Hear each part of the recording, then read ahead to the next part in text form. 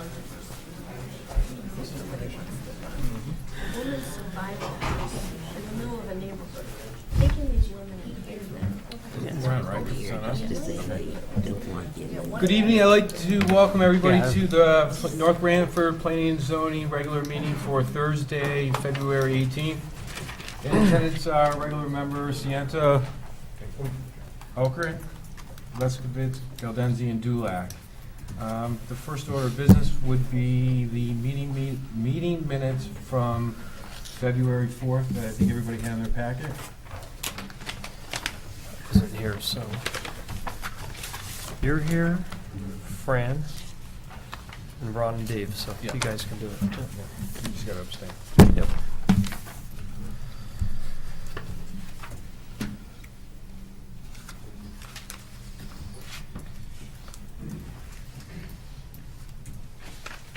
I make a motion, we pass the minutes for February 4th. Second motion? Any discussion? All in favor? Aye. Abstain? Bill abstains. Before we get started, we have two public hearings. I'd like to, if somebody would like to entertain a motion to change the order to sitting for, the first one would be application 2016-1. We would do that one first, and then we would do the 2015-14. I'll make a motion to amend the agenda to switch the order of the public hearing and make the PZ application 2016-1 the first public hearing we'll hear tonight. Is there a second? Second. All in favor? Aye. Any opposed? Seeing none? So the first continued public hearing is for PZ application 2016-1 for 505 Tuckett Road, special permit for an accessory dwelling over 600 square feet. So you'll remember at the last meeting, we were awaiting the return receipt cards for 4 abutters, which we did receive. Okay. So that's been fulfilled. We also have approval from the Regional Water Authority. This is a letter dated February 11th regarding 505 Tuckett Road, special permit for accessory dwelling unit. The Regional Water Authority has reviewed the above referenced application. The property is within the Farm River Public Water Supply watershed. The applicant is proposing to construct an addition onto a single-family residence for an accessory dwelling. Based on the information submitted, we have no comments. Sincerely, Ronald Walters. Also, the zoning enforcement officer, Tom Hogarty, reviewed this. He has no issue. We also have feedback from the town engineer who's here, who reviewed it with No issues. issue. Okay. And also the building department, construction plans must comply with the Connecticut Building Code. We are still awaiting input from the East Shore District Health. But I have drafted a motion making, if the commission were to approve this, that the applicant would have to conform to the requirements of East Shore District Health. And since it's a new addition, the applicant has to file for a building permit and get approval from East Shore District Health at that point anyway, and as well as building and zoning. Any other questions? Would anybody else in the public who would like to speak at this public hearing for 505 Tuckett? So first of all, seeing none, I think we can close the public hearing. So I'm going to close the public hearing.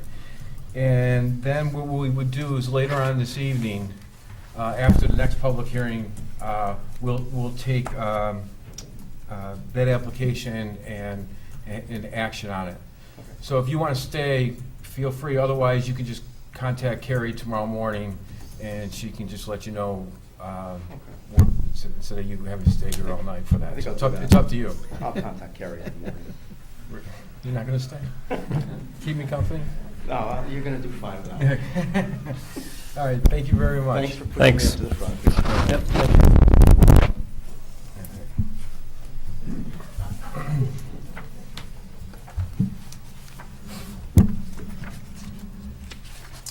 Okay, so then the second item tonight is the continuation PZ application 2015-14.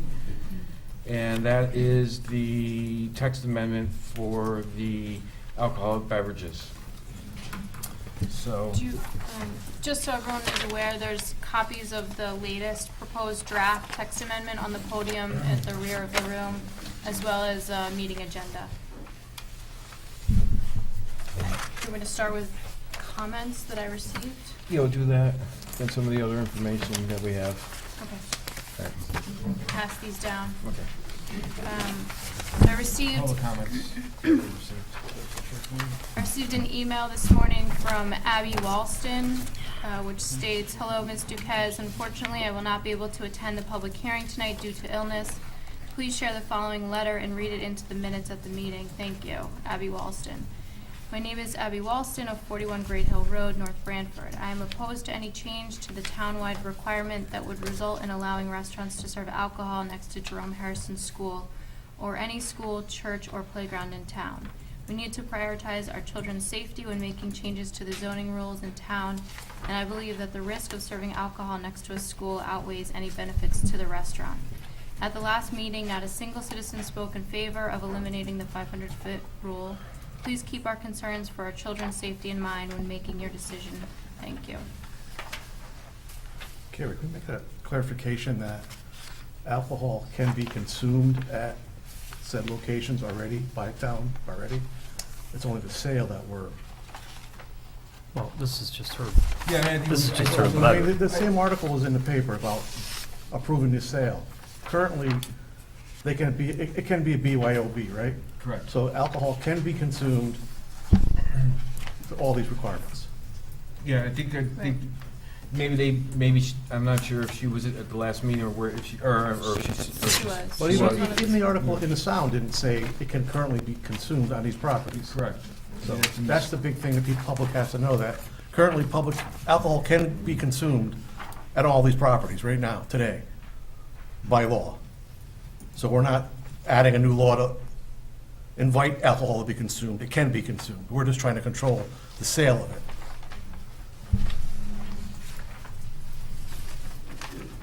Okay, so I'll read the next one into Yep. the record. This is from Alberta Guest, 11 Woodchase Lane. "Dear Mayor Duty, I am unable to attend the zoning meeting February 18th, 2016 because I work nights. I would respectfully ask you to convey my thoughts to the fellow council members about this most important matter." I should just note, this letter came to me via the town manager's office. "The zoning board posted several announcements in the Sound paper to ask for an amendment change to allow alcoholic beverages to be served from the existing 500-foot regulation near schools. The legal notice is posted as the town of North Branford as the applicant. I find this fallacious at best. As far as I am aware, we residents, taxpayers, and voters make up the town of North Branford. All my neighbors I've talked to on this matter are opposed to this change. We have children and grandchildren that go to the schools that would be affected. Also, there are 2 teachers that live on my street that didn't even know about this.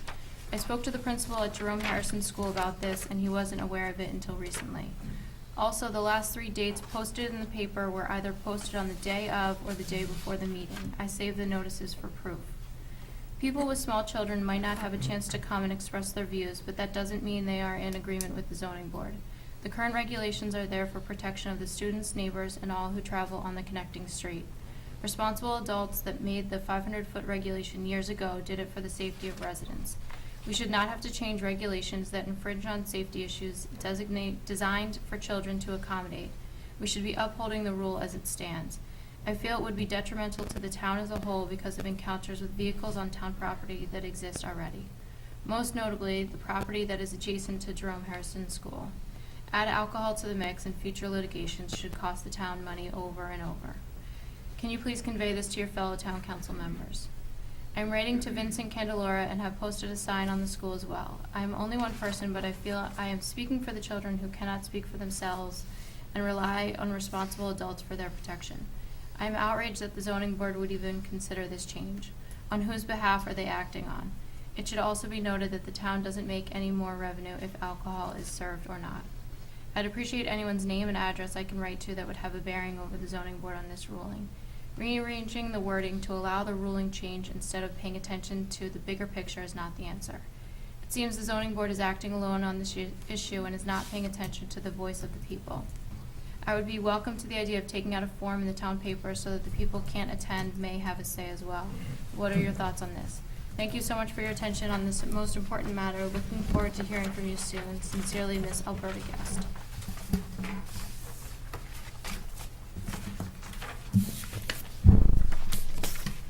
So those were the only 2 comment letters I received via mail or email at the town manager's office. I don't know if you want to. Well, I was going to do, at the last meeting, there was a couple individuals had questions, and I think both Carrie talked to the State Liquor Commission, I did as well. So one of the first questions was about the permitting process, and there is a permit that is specifically for beer and wine and for a restaurant. So there was some, I think somebody asked that question. The other one was, is Dave started to allude to now, and we spoke a little bit about it at last meeting. BYOB is not regulated by the state. There is a little section in Title 30 under Section 77. I think I think the title was disposal of bottles or something like that. Liquor without permit. Right, so there's no permitting process for that. That is allowed. That is allowed at any location in any town, unless specifically design ordinances forbid it. So currently, that is allowed on any property, whether you can have permitted alcohol or not. So for instance, if there's one of these properties that a restaurant comes in, they would be able to have BYOB. So I just want to clarify that. Somebody asked that question. The town does not regulate it, the state does not regulate it. I think there might be some, I'm not sure if there's any other process to alert the state. They might just have to make alert them. Well, so when I asked the state what their process is for a BYO license, they said, we don't have a process, we don't issue a license for that. We typically tell the restaurant owner to contact the town to see if they have any regulations Right. that would prohibit it. So that's the only process on that. So we just want to make sure that we're just very clear on that. That's one of the reasons that we've taken this up, is that, there's a few other reasons, but that was one of the main reasons, is that to have some control over that. So we just want to make that clear to everybody that, what that would be, BYOB, that there is no permitting process for it, and there's no really oversight from the state, as there would be an application for more of a beer or wine permit. So I just want to make that clear. Did we make any changes last time that we should take a look at? So, yeah, that's a good point. So, You have a 2/11 update, so right. February 11th update? Right. So, I guess the first thing just to review Previous is, one's like Bill, you weren't here at the last meeting, but 2/11. to review just the gist of the text amendment that the Planning and Zoning Commission is looking at and has been looking at for the past 4 meetings, which is, right now, as the regulations stand, any restaurant within 500 feet of a church, school, playground, synagogue, college, park, cannot serve alcohol, period. If they have a highway separating them, the distance is down to 400 feet, but still they are not allowed under the current regulations. Yep. This text amendment speaks to if there is a restaurant within 500 feet or 400 feet, they could serve beer and or wine. They, however, would have to apply for a special use permit, which is a public hearing process, and would have to meet special standards that are listed excuse me, on this second page of this proposed text amendment. And that requires them to be a full-service restaurant, so this text amendment includes a definition of a full-service restaurant, which talks about establishment for the retail sale of prepared food to the general public for consumption on the premises, food service primarily to customers seated at tables or counters. One of the standards is that, again, it's beer and wine shall only be served at tables. There is no seating at a bar or a counter. A service bar will only be allowed for storage and dispensing of beer and wine. If there's outdoor seating, it has to be surrounded by solid screening. That was one of the changes that was discussed at the last meeting. Instead of having just landscaping that could be cut down or die over time, it has to be some kind of solid screening approved by planning and zoning. And also, with the exception of the business identification signage that complies with our existing regulations, no external facing signage attached to the structure or on the premises would be allowed. I don't know if there are any kind of questions, but Just a little clarification, just to backpedal maybe a little bit. With a BYOB, what we have today, let's say a group of teenagers can buy a pizza and bring in a case of beer and drink it. Not teenagers, but 21 and No, older. what I'm saying is. 21 and older. No, let's say teenagers. Yeah, No. I know what you're But talking. Yeah, go But the ahead. onus to stop them isn't on anyone. It's still on the, it would be on the owner. On Just the like, property yeah, owner? just like, I mean, it's just if some kids came to your house and they were, you're still responsible, so the owner would, there is still some The responsibility. responsibility of the owner would be to card them? Yeah. Yeah. Because that's a law that you can't, you're not allowed to drink or have alcoholic beverages under 21. So it'd still be the responsibility of the owner. So, let's bump it up to 21 then. Yep. So, a bunch of 21-year-old kids can buy a pizza and come in with a case of beer, and no one can, well, they can be carded, but And the owner, is that a judgment call, though, to What's card that? them? What's that? Is that a judgment call? What do you mean? You know, does a 20-year-old look older than a 22-year-old? Well, I mean, that would be it's still the responsibility of the patron. Now, when they, it's still, there is some, the owner still has responsibility as far as if he prefers, if he wants, if somebody brings us a case of beer and sitting down with a pizza and, doesn't, he has the right to, have them leave the premises too. I mean, that's just the way a business would run itself. But would it stop somebody if it was no. Okay, so basically, this is just putting controls on it. What we have is a freewheeling situation right now, where anyone could drink beer, wine, or hard liquor.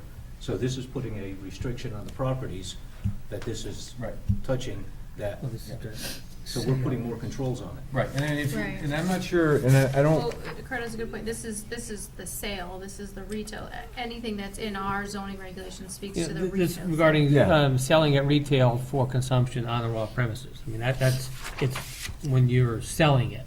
Right, no, but that's what That's he's saying with the opposite side. This is strictly retail. Right, this is Right. covering Yeah. the sale only. yeah. Just- Yeah, this is the sale only Right. to be consumed on the property. Correct. That's correct. So this is in fact more control than what we have today with BYOB. Yeah. Yeah. As an alternate proposal, though, this was brought by the zoning board to address that little vague. There was a couple things. If you remember back in January when we looked at one of the regulations and made some changes on it, these properties popped up during that conversation.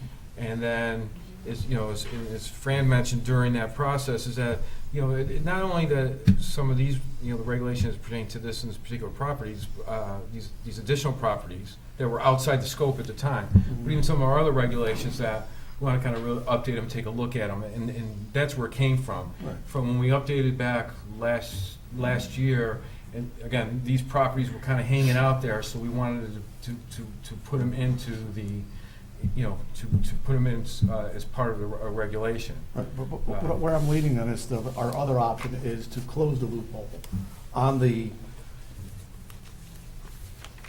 boundary saying no consumption can be held, because right now it says sale. It's sort of a loophole. It says sale only. We could change that to consumption within the 400 or 500 foot rule, right? As another option. Oh, is to completely eliminate it? Yeah. So now you're totally controlling that distance as the other boundary. Yeah, that would be an alternative. Okay? Can we legally do that? It's a town ordinance. Yeah, if there is a town ordinance, we'd have to, I think we'd Have the town We'd have to- attorney yeah, look we'd at Yeah, it. we would have to have a town attorney take a look at that. Because there are other regulations that the town ordinance has, you know, regulating alcohol, but that's more pertaining to, you know, consumption of alcohol on town-owned properties. But the town, I'd like to have the town attorney look at that. I'm just snickering that no consumption of liquor within 500 feet of a school, and the houses next door, the guy can't have a beer in his backyard. Well, I mean, that's what you're getting at. Yeah. I mean, that's what you're headed. I mean, unless there's a way to, I mean, it would have to take some creativity, if at all. Yeah. I mean, if you have 400 feet or 500 feet, that would limit, and you're using the word consumption, you'd have to really put some context Well, that around would it. be, Unless, You'd have to see like I think retail- unless we're Yeah. considering that now, I think we Yeah. focus on what we have in front of us. Yeah. It's a good thought that you made, but if we're not going to act on that, I think we just focus on what we have in front of us here. Is there anything else that you need to add? I don't think so. So the public hearing's still open. If anybody would like to speak on it, please step up and just your name and address and your comments. Dom Delvecchio, 847 Forest Road. Yeah, as far as the BYOB, I mean, if you go back and look, most towns, it's not in the regulation where they control the consumption of alcohol. It's within the code of ordinances of your local towns. And if you go back and look at some of the shoreline communities, I mean, the town of North Branford, I don't believe they, have updated their code of ordinance on alcoholic beverages consumptions in a while. If you go back and look at it, compared to other towns, they are much more restrictive in their code of ordinances, where you can actually consume alcohol. The way yours is worded, I think it's very vague. I mean, you could probably bring a bottle of wine into the public library and start consuming this, because does it say public properties in North Branford? The code that I read was specifically for minors. There was no mention of any. I know that it mentioned recreational fields and parks and parks, playgrounds. Parks, Yeah. right. I don't know if it But I don't mentioned think it public mentioned buildings, town-owned but- buildings or other properties as you're discussing here. A lot of towns restrict the consumption to permitted premises overseen by liquor control. But that's the code of ordinances. This is a regulation, so they're two separate beings, so to speak, and so that you really should go back and address that. So it is clear, like you say, I don't think there's anything that discourages the consumption of alcohol in a public building at this point, if you look at the town of North Branford's code of ordinance. So it's something you should discuss at some point, but it's not part of this regulation. Dave had a good point. I suppose you could incorporate it into this if you chose to, but you should really go back and look at the other towns, what the other shoreline towns have done, and some of the communities where they've restricted it, to premises served or permitted by liquor control. Now, the other issue at the last meeting, I know there's appeared to be some confusion on exactly what the distances were, and, it is not 400 feet. I mean, this eliminates all restrictions, distance restrictions. I mean, just so it's clear, that's what you're proposing this evening, because I know there was some confusion at the last minute. This is zero distance requirement, minimum separating distance, so everyone understands that, correct? All right, because I know there was confusion at the last meeting about that. And going back and, looking at this number 3, I think, certainly I think you need to, where it says seating at bars, I think it's contradictory. You've already indicated that service bars will only be allowed. I mean, you might want to put in there seating at service bars. Well, we want And to, counters, even though right. we just added a little more to it, because Yeah. it came up a couple times, so we just want to make sure that it's very clear. I mean, you mentioned that, Yeah. that you get, you need to make it very clear. Well, for enforcement, I mean, Well, yeah, you have so to that's be why, able I to mean, enforce even- this, It might be right. saying the same thing twice, Right. but I'd rather put it, we decided we'd rather put it in there, so it's perfectly stated, it's not Yeah. in question. And I think my concern here is that when you say seating at bars, it almost suggests that bars are allowed. Well, if they can't read the whole thing. Right, right. Well, that's Plus, they they're just- not gonna get if somebody opens up a property. Yeah. And there's a bar or counter in there. Yeah. They're not gonna get, a sign off on it. Right, So, right. I mean, if they can't read, the 7 or 8 words there. Yeah. And adhere to it, they're not gonna get, Right. they'll be allowed to. Right, and I'm not sure I'm in agreement with justifying the regulation based upon the fact that, they could bring their own booze. I think one of the women that spoke at the last meeting made it very clear that it's unlikely that someone's gonna bring in, a 30-pack of beer. I mean, if they are gonna come in and, maybe with one bottle of wine that they share, a couple of people. But the thing, I'm just gonna, Yeah. you can't make that assumption. No, You know, it's, we- and we've that's had- why I think that. There's been other businesses that had BYOB, and people did bring in coolers. Some people brought in, a bottle of wine or whatever it might be. Right. The drinking habits of an individual, we have no idea what those are. Right. Okay, so we can't say, well, somebody's gonna bring in a 30-pack, Right. somebody's gonna bring in, a glass of wine. What we're trying to do is say, take a look and put some controls on it if we're gonna go in that Right. direction. And I think, like you said. So, I mean, Yeah. yeah, so we just I wanna think make you need to go back and look at your code of ordinances, because I think that they're a bit outdated in comparison to the other towns to address that matter. But as far as the proximity to the school, where now you have eliminated any minimum setback requirement from liquor establishments, public schools, parks, it's clear, churches, that everyone understands that point. I'm gonna let other people speak to that issue, whether or not they feel comfortable with that because of some of the concerns about the proximity in this particular property, the proximity of the parking to the school parking facilities in the school building itself, but I'll let other people raise that issue. Also, it's not, it's not just it wouldn't be just a site plan validation. It's a special use permit would require a whole nother hearing. So whether this regulation passes or not, or if it does, if somebody came in to apply it, Right. we would have a public hearing, 30-day notice out into the sound, twice we put it out in the No, sound. it would require another So, public yeah, hearing. so I mean, it's right. not like it's, Right. if it's, if there's a separation of 10 or 20 feet, and I don't want to get into hypotheticals, but you might not allow anything there of that type, even a restaurant, let alone any, so. Right, I mean, so there's we added the special use, so Right. it would be, so the public would have an opportunity to comment And us. on those. And us. Right. Yes, Right now, it's strictly prohibited, like the propane was. Now you've kind of opened it up and said, okay, we will consider it under certain circumstances. Right. You've identified some of the conditions, Right. and then depending on the exact situation, you may give it an up or down vote. Right. But right This- now, it's currently prohibited townwide, within the separating distances, the 500 and 400 feet.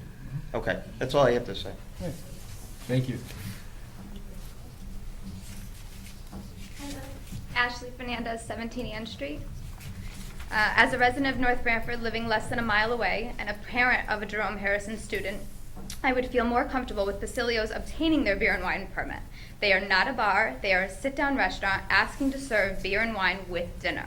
As BYOB, there are no regulations. Your son, cousin, neighbor could come in, consume too much, and try to leave, putting responsibility in the wrong hands.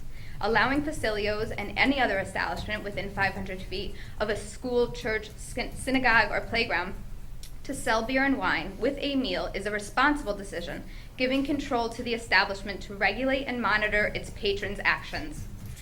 If signage is a concern, regulate the time they can be lit. Lighting liquor signs after 4 p.m. would prevent any school-aged child from seeing them. Facilios is a local business who supports other local businesses. He is exactly what North Branford needs. This town needs more establishments like his. The residents of North Branford should be putting money into this town instead of surrounding towns. Is it really a matter of feet? The establishment that is currently 1,056 feet from Jerome Harrison is a full-service bar that allows children to sit at tables within the bar and allows liquor signage on the windows and streets. If someone leaving duties takes a left, are they not passing the same school that is in question with the same vulnerable, impressionable children?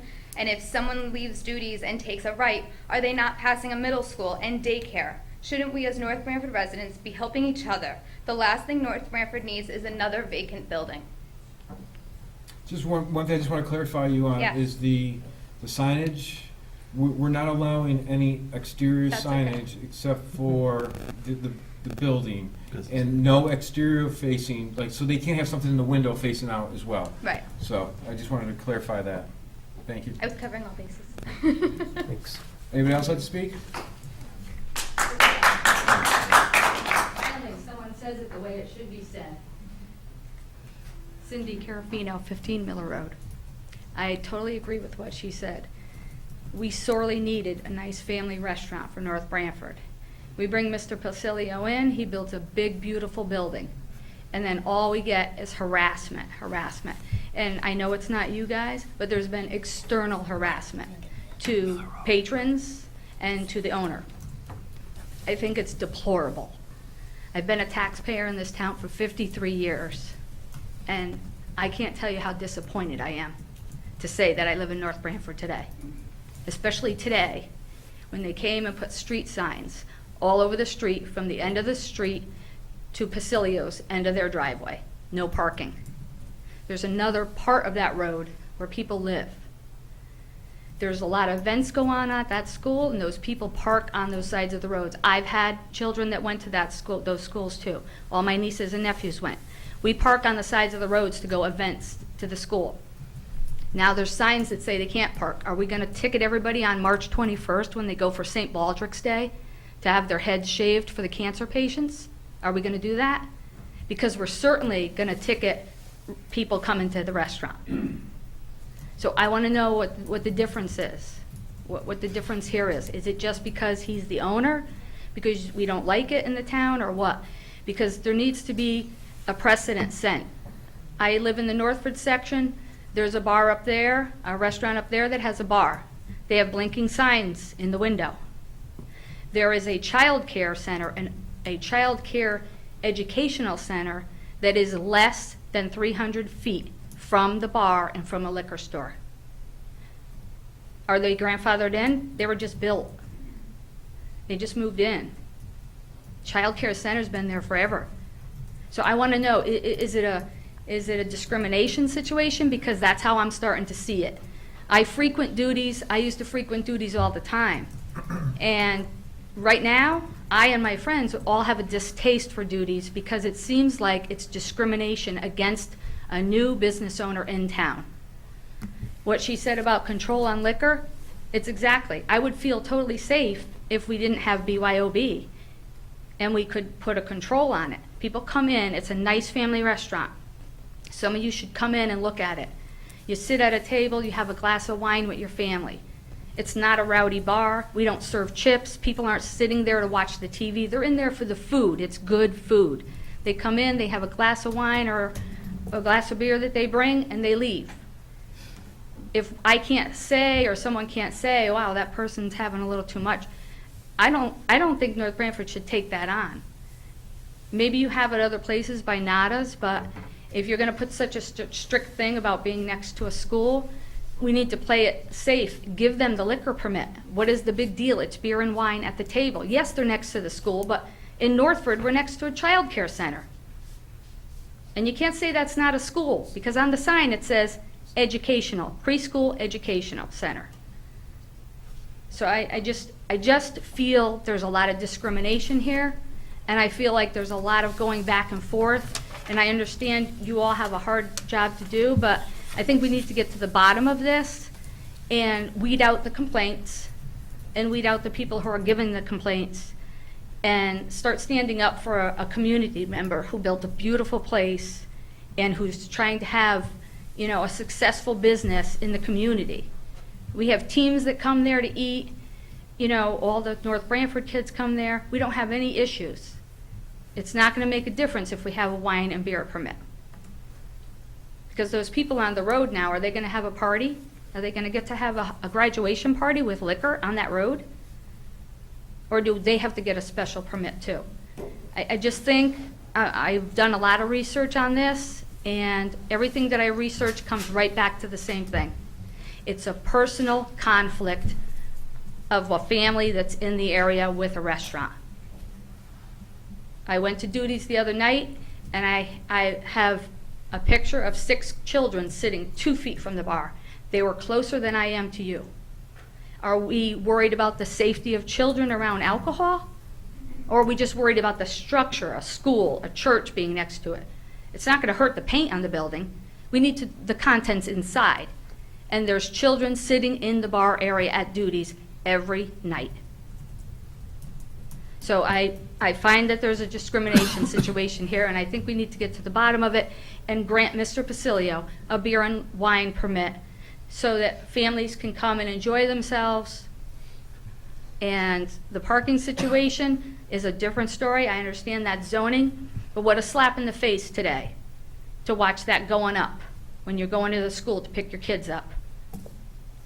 That was a slap in the face. Thank you. Thank you. Anybody else like to speak? I'll be short and sweet with you tonight. Donald Guest, 11 Woodchase Lane.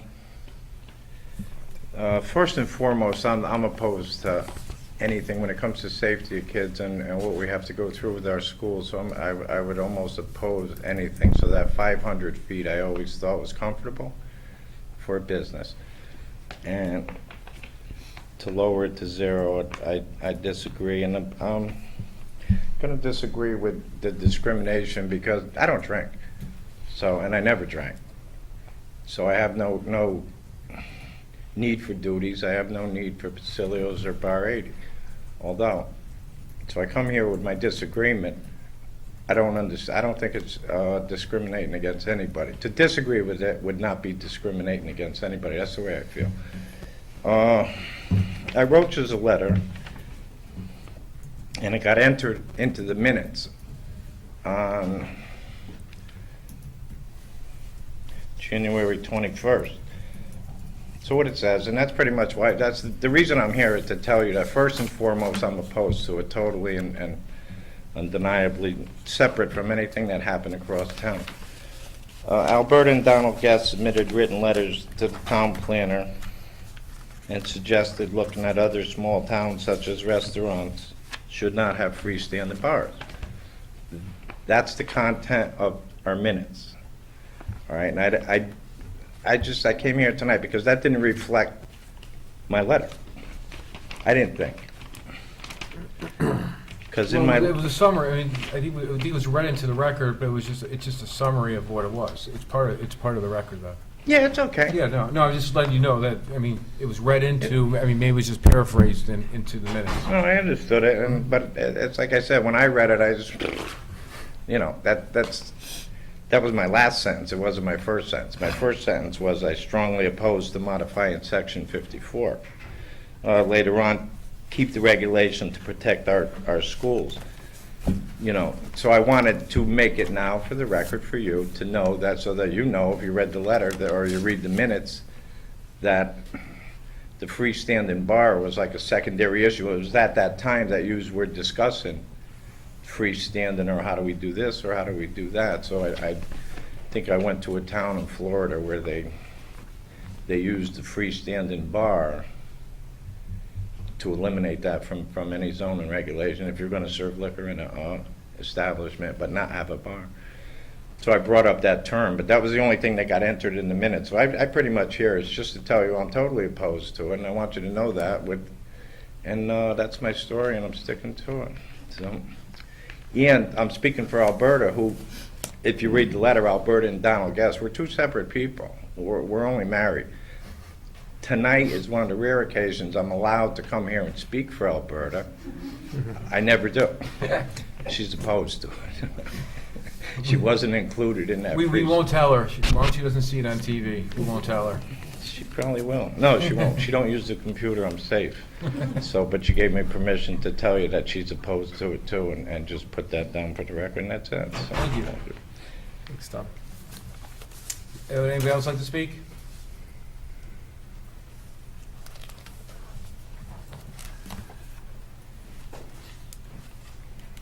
Joanne Duty, and I just want to clarify that this isn't a personal attack at all. Duty's is alive and well. It's been there for almost 75 years. It's probably going to be there another 75 years. If Pacilio is allowed to sell beer or wine, children are going to be sitting in the same room with the beer and wine. Duty's has a bar, Duty's has a front room. It's the parents' choice if they choose to sit in the bar area with their children. That is totally unrelated to what's going on. And I'd like to point out that if Duties wanted to bring in their employees, if we were so adamant to talk about it, they'd be lining the hallway. Because, you know, our employees aren't here. This isn't about Duties. This is about a school and alcohol. And I liked Dave's point when, now that you've done your homework and you found out that you can regulate BYOB, if you truly want to get a better handle on what's going on in Pacilio's, regulate that. Regulate the BYOB. It's not about facilities again. I'm gonna Once again, I'm gonna clarify. First of all, this regulation is for a number of properties. It's a special use permit. If somebody wants to come in for a public hearing, if this was approved, then it would be specific. We want to keep it specific to the regulation. This is speculative, and I can understand you want to answer it. If this was a public hearing on a special use permit, having heard everything you've heard, would you issue a permit or not? That's my point. It's not broken. It doesn't need to be fixed. Leave it the way it is. And if you really are truly concerned about the lesser of all evils, well then regulate BYOB, okay? And as far as Northford with Giovanni's and the daycare, I'm under the impression, and I'm not completely sure, that the daycare has to be receiving federal or state monies to be a school, to qualify as a school, which is why Giovanni's can be there with the daycare right around the corner, okay? It's a daycare. No laws are being broken. There is no discrimination. It appears to be cut and dried, okay? Thank you. Thanks. You know, you back up here, but you gotta stay specific to this regulation. You don't wanna. I just wanna know. You just gotta come up with your name and address. You just gotta keep it specific to the reg. I guess I'm just not understanding, are we worried about the safety of children or another restaurant getting a beer and wine permit? Well, I'm not sure the individual comments where they're going. Yeah. What we're doing is we're looking at That's what I'm asking. we're just looking at a regulation for a couple of different reasons. Let's put it that way. It's just not one specific. There was a few reasons why we decided to bring a text amendment change to this. So there's no. I mean, that's what we're looking at. We're not looking at. You know, we're looking at the whole thing as a whole. So it's not just, you know, some of the things that have been brought up. We took a look at it internally from the commission and said, we want to do these things on these properties. Right. So that's where this came from. So I just want to keep that clear. Okay. Yeah, because my perception of children at a school, they're inside a school. They're protected by the wall. They've got a fence around there. So are we worried about the safety of the contents of the building, which is the children? Because if that's the case, then really there should be no children near any alcohol, if we're saying that. That was my point before, because it's in other areas, but it's okay. But there's always been a buffer. In most other, there's been a buffer. And so there's been some regulations that have been updated. But these few properties were the outliers that didn't fit into any of the regulations. That was the main point, is Right. to, So we need to regulate these we need to come up properties. to 2016 and And update what are the, ours. and this is one of the ways that was determined to provide some regulation around those last few properties that were outliers. Right. So, and again, it was more than just BYOB, there was a number of Right. things that were discussed Right. before a regulation was proposed. Proposed, right. Right. Well, I just want to make the point that if you have children in the car, and they're supposed to have their seatbelt on or be in a car seat, every child has to have it on, and every child has to be in a seat for the safety. So if we're going just for the safety, I hope that everybody is going to be on the same line, that it's not, this part is grandfathered in, and this part's okay, and your kid's okay not to wear a seat belt or be in a safety seat. If it's going to be that way for one place, it's got to be all the way across the board, but I do think it's in our best interest to get up to snuff, if you pardon my pun, that we're in 2016 here, and there's a lot of other surrounding towns that have changed their wording a long time ago, so that the communities have places to go to. It's not about the beer and wine, it's about the food at Pacilio's, but I don't think that they should be prohibited from serving beer and wine. Right, but Because I remember, don't- this is, again, it would be, this is not, has anything to do with facilities except for is one of the properties. Right, So I wanna just one of make the sure that's properties, clear. right. And I don't see a problem with the other properties either.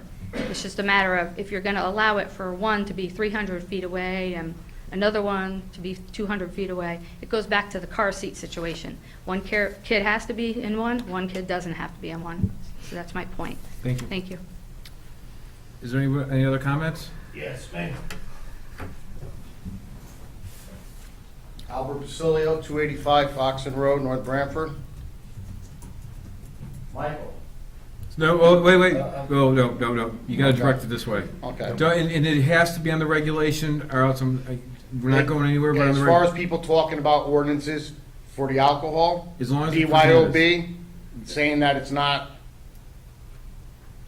inspired, that's because most towns, pretty much every surrounding town, doesn't even have this ordinance no more.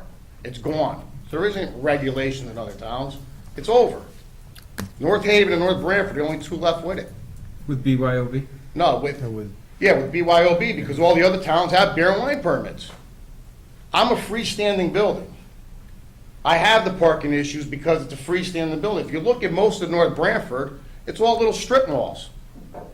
Where do you guys have freestanding buildings there?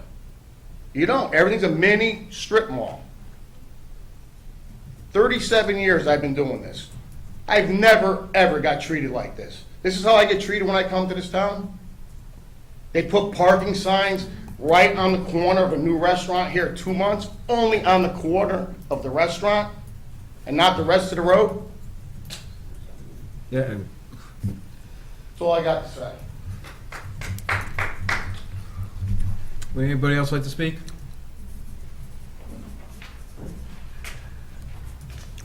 Since you brought it up, I might as well, it's Michael Duty, White Hollow Road. I might as well explain it. We had to send police Yeah, officers we down wanna there keep, today. We had to send police officers down there to protect the public work employees putting up no parking signs. That's the caliber of person that Stop, you're bringing into stop, town. stop, And you stop. wanna. Stop No, it. And you wanna Yeah. put this restaurant up. If you have something to speak. Well, he this is brought some- up the no parking signs. He You brought didn't up- stop I him was just from about to talking stop about him, and he that. turned around and walked away. And this is the second time that you're coming from me here, and you need to be specific. I even told him to be specific. I can't read his mind. I was just about to And stop by and the turn around. way, I called So- numerous places that have BYOB, okay? They can't remember, 6 places, they can't remember anybody coming in with a 30-pack of beer. So the people up here that saying that we're controlling it, we're not controlling it, we're stopping kids One from of the- coming in with a The person 30-pack that of brought beer. up the 30-pack was actually What was- against the regulation. There was a member of this commission that brought up a 30-pack. Last meeting, there was an individual who was against it, says, well, how if somebody And comes in, drinks 30 Out of beers? 6 restaurants that I called, there's not one restaurant that could ever remember somebody coming in with a 30-pack of beer.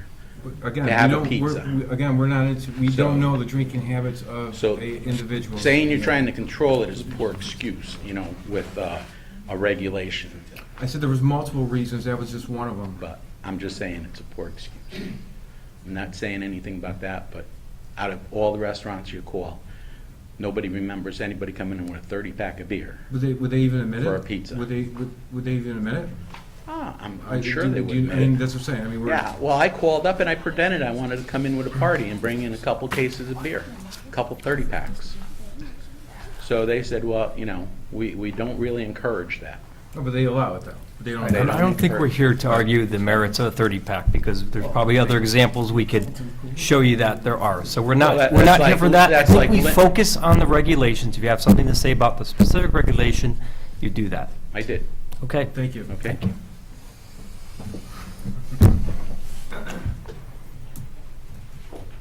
Good evening, Mr. Chairman and members of the commission. My name is Bernard Pellegrino. I'm an attorney with the Pellegrino Law Firm in New Haven. For the sake of full disclosure, I do represent Mr. Pacilio, but I thought we'd take a novel approach and talk about planning and zoning regulations now. As you recall, I was here in October and proposed a regulation that has seemingly led us down this path.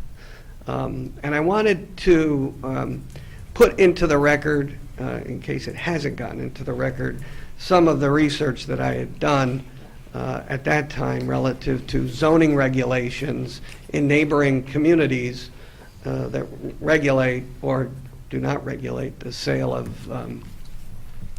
of alcoholic beverages for consumption on the premises. And I remind you that when we did that research, we found that, in New Haven County,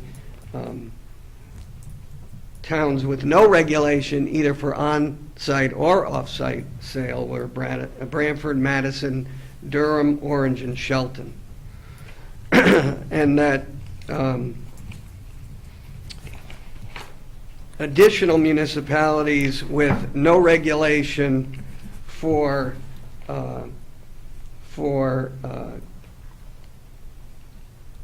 consumption, and the additional towns that only regulated consumption for off-site were East Haven, Guilford, New Haven, West Haven, Wallingford, and Hamden. So you would be joining the majority of municipalities in town by the adoption of the amendment before you. And I want to commend this board and your staff for the development of the regulation that is currently before you, because unlike many comments that I've heard tonight, you are not deregulating and putting school children or churchgoers at risk. In fact, you have adopted a regulation that puts very specific control and allows you to analyze each individual site on a case-by-case basis, where all of those considerations will be examined by the board. And the safeguards and the public hearing criteria that you placed into the regulation is not a deregulation. It, in fact, is a very specific and reasonable regulation that would permit you to make the decision whether a specific site would be a viable site for the sale of beer and wine only. Why is that a good thing? Number one, from a zoning standpoint, when you look at your regulations, as we discussed in October, the zones in which restaurants are permitted also seem to be very concentric to locations where you have churches and schools. What does that mean? With the regulation that you currently have, from a zoning standpoint, you're, if you will, shooting yourself in the foot, in that you're de facto eliminating the possibility of new restaurants who, in today's day and age, in order to be economically viable, at least have to have the option of the purchase of beer and wine to come to your town. So from a zoning standpoint and related economic development standpoint, this makes sense. We've kicked the dead horse about the beer and wine. I think, quite simply put, this provides greater protection. Whether you're relying on someone in a restaurant with beer or wine to, where there is only a BYOB permit to try to cut people off, it is a de facto no regulation. This, by allowing a restaurant to have the beer and wine permit, as you probably know, then means that you cannot permit the BYOB in that facility. And so the restaurants that would come before you seeking the permit after a public hearing with all of the safeguards you've imposed, if granted, would be a far greater protection than you currently have. Those were, I think, the most important reasons why we initially came to you to suggest that adopting some regulation that would permit your town and your zoning regulations to benefit from what many of the other towns surrounding you have benefited from for many years is a important action for the board. For the I don't know if this bit of research is part of this record, and if it's not, I'd like to give you this for the record.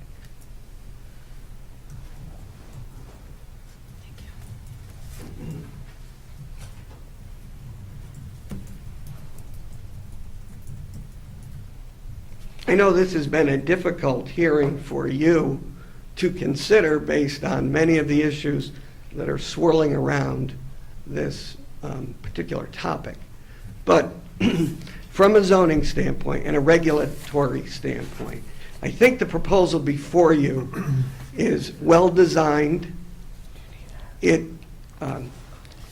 addresses the important zoning and economic development issues that the town is confronted with. I think it's worthy of approval, and we'd urge you to do so. Thank you very much. Would anybody else like to speak? Just for the point of clarification, I'm not here to argue yet with Mr. Pellegrino, but just keep in mind, as we discussed in the other hearings, the reason that some of the other communities don't have regulations with minimum setbacks from liquor establishments, schools, and churches is that because of the zoning requirements and their zoning, that most of their schools, or all of their schools, Durham and Madison in particular, all of their schools, churches, are all in residential zones. So this type of use is not allowed in any proximity to your schools, churches, and parks. And that's the reason that North Branford has a minimum setback requirement, because the way your zoning laid out, it kind of, it's the churches and schools are in your business It's a districts, mix. right? We have industrial, And so businesses and Right, residential right. all It's together. and you can go town to town and Yeah. look at that, and Durham Madison's a perfect example. All of their churches and schools are in the residential zones. And the other issue I just wanted to mention is that they understand the whole bring your own booze and how you're, trying to, regulate the consumption of alcohol, and I think you need to go back and look at your code of ordinance. But just keep in mind that once a special use permit is issued, and if Mr. Pacilio happens to go out of business, once that special use permit is issued, the sale of alcohol at the facility continues. So if a more intensified use, a more offensive use of alcohol, whatever it may be, a sports bar or whatever, you're not going to be able to rescind that permit. Yeah, but again, it can't be a bar. It can't be a bar, but I think that you could. Restaurant with beer and wine. It Yeah. could be beer and wine, but they'd have to make sure they had a nice service menu, food menu. But just keep that in mind, and I'm not even sure, and Bernie may be able to address this, is there a way to put it in the regulation that the special use permit could be rescinded? For instance, if the business went out of business and that special use permit was specifically for that restaurant, could there be a means of rescinding it so that the next person, the owner that came in would have to come back before the commission, and it just, and I'm not sure, because like I say, my concern is if that did happen, not only Mr. Pacilio, but other restaurants, would the board have a second review of the new owner coming in with, wanting to use alcohol, which could be more offensive in nature and more intensified, but I don't know if it's possible or not. For me, we have to craft language so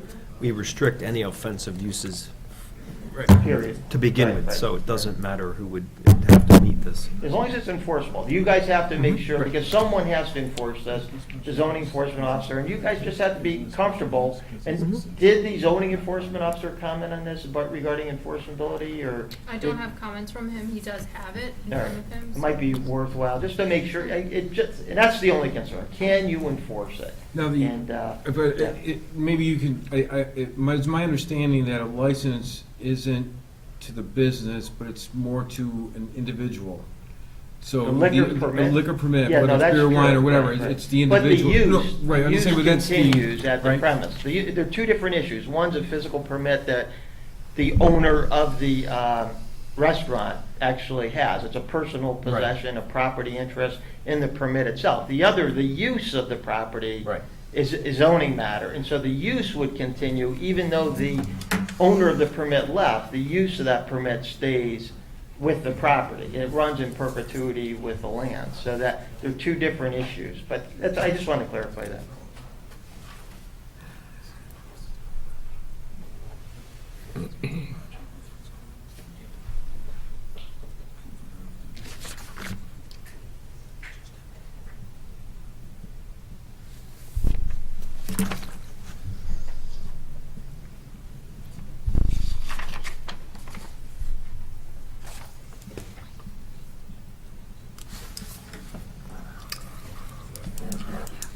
Anybody else like to speak?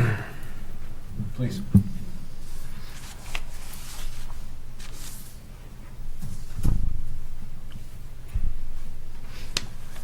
Thank you. Bill Sevastano, Sunnyside Drive. You hear a lot of talk both ways, and it's very, very good points on both issues. I would say, did you ever look at restricting to evenings or times, adding another item to your special use permit, meaning after 6 p.m., weekdays, weekends, holidays? Of course, summers, you can, person got all summer, you could even roll it back for the summer a little bit. I don't know if you looked at all, just, because the biggest contention here is the fact that it's next to a school. If it was a public yard or a synagogue, I don't think you'd see that many people here. And I have grandchildren, not in that school, but I would have been up here sooner if I did. But I think with the hours limited to evenings and weekends, we all know that with no bar in there, nobody's going to go in there to hang around all day. Not going to see motorcycle gangs, none of that stuff. It's the average Joe Blow is going to go out with his 2 or 3 kids, and he wants a beer with his dinner. Pretty simple. I would say let's add some hour regulations to it. Thanks. Can we Thank get you. your Oh, name sorry. again, sir? Yeah, your name and address? Bill Savastano, Sunnyside Drive. How do you spell your last name? S-A-V-A. Okay. S-T-A-N-O.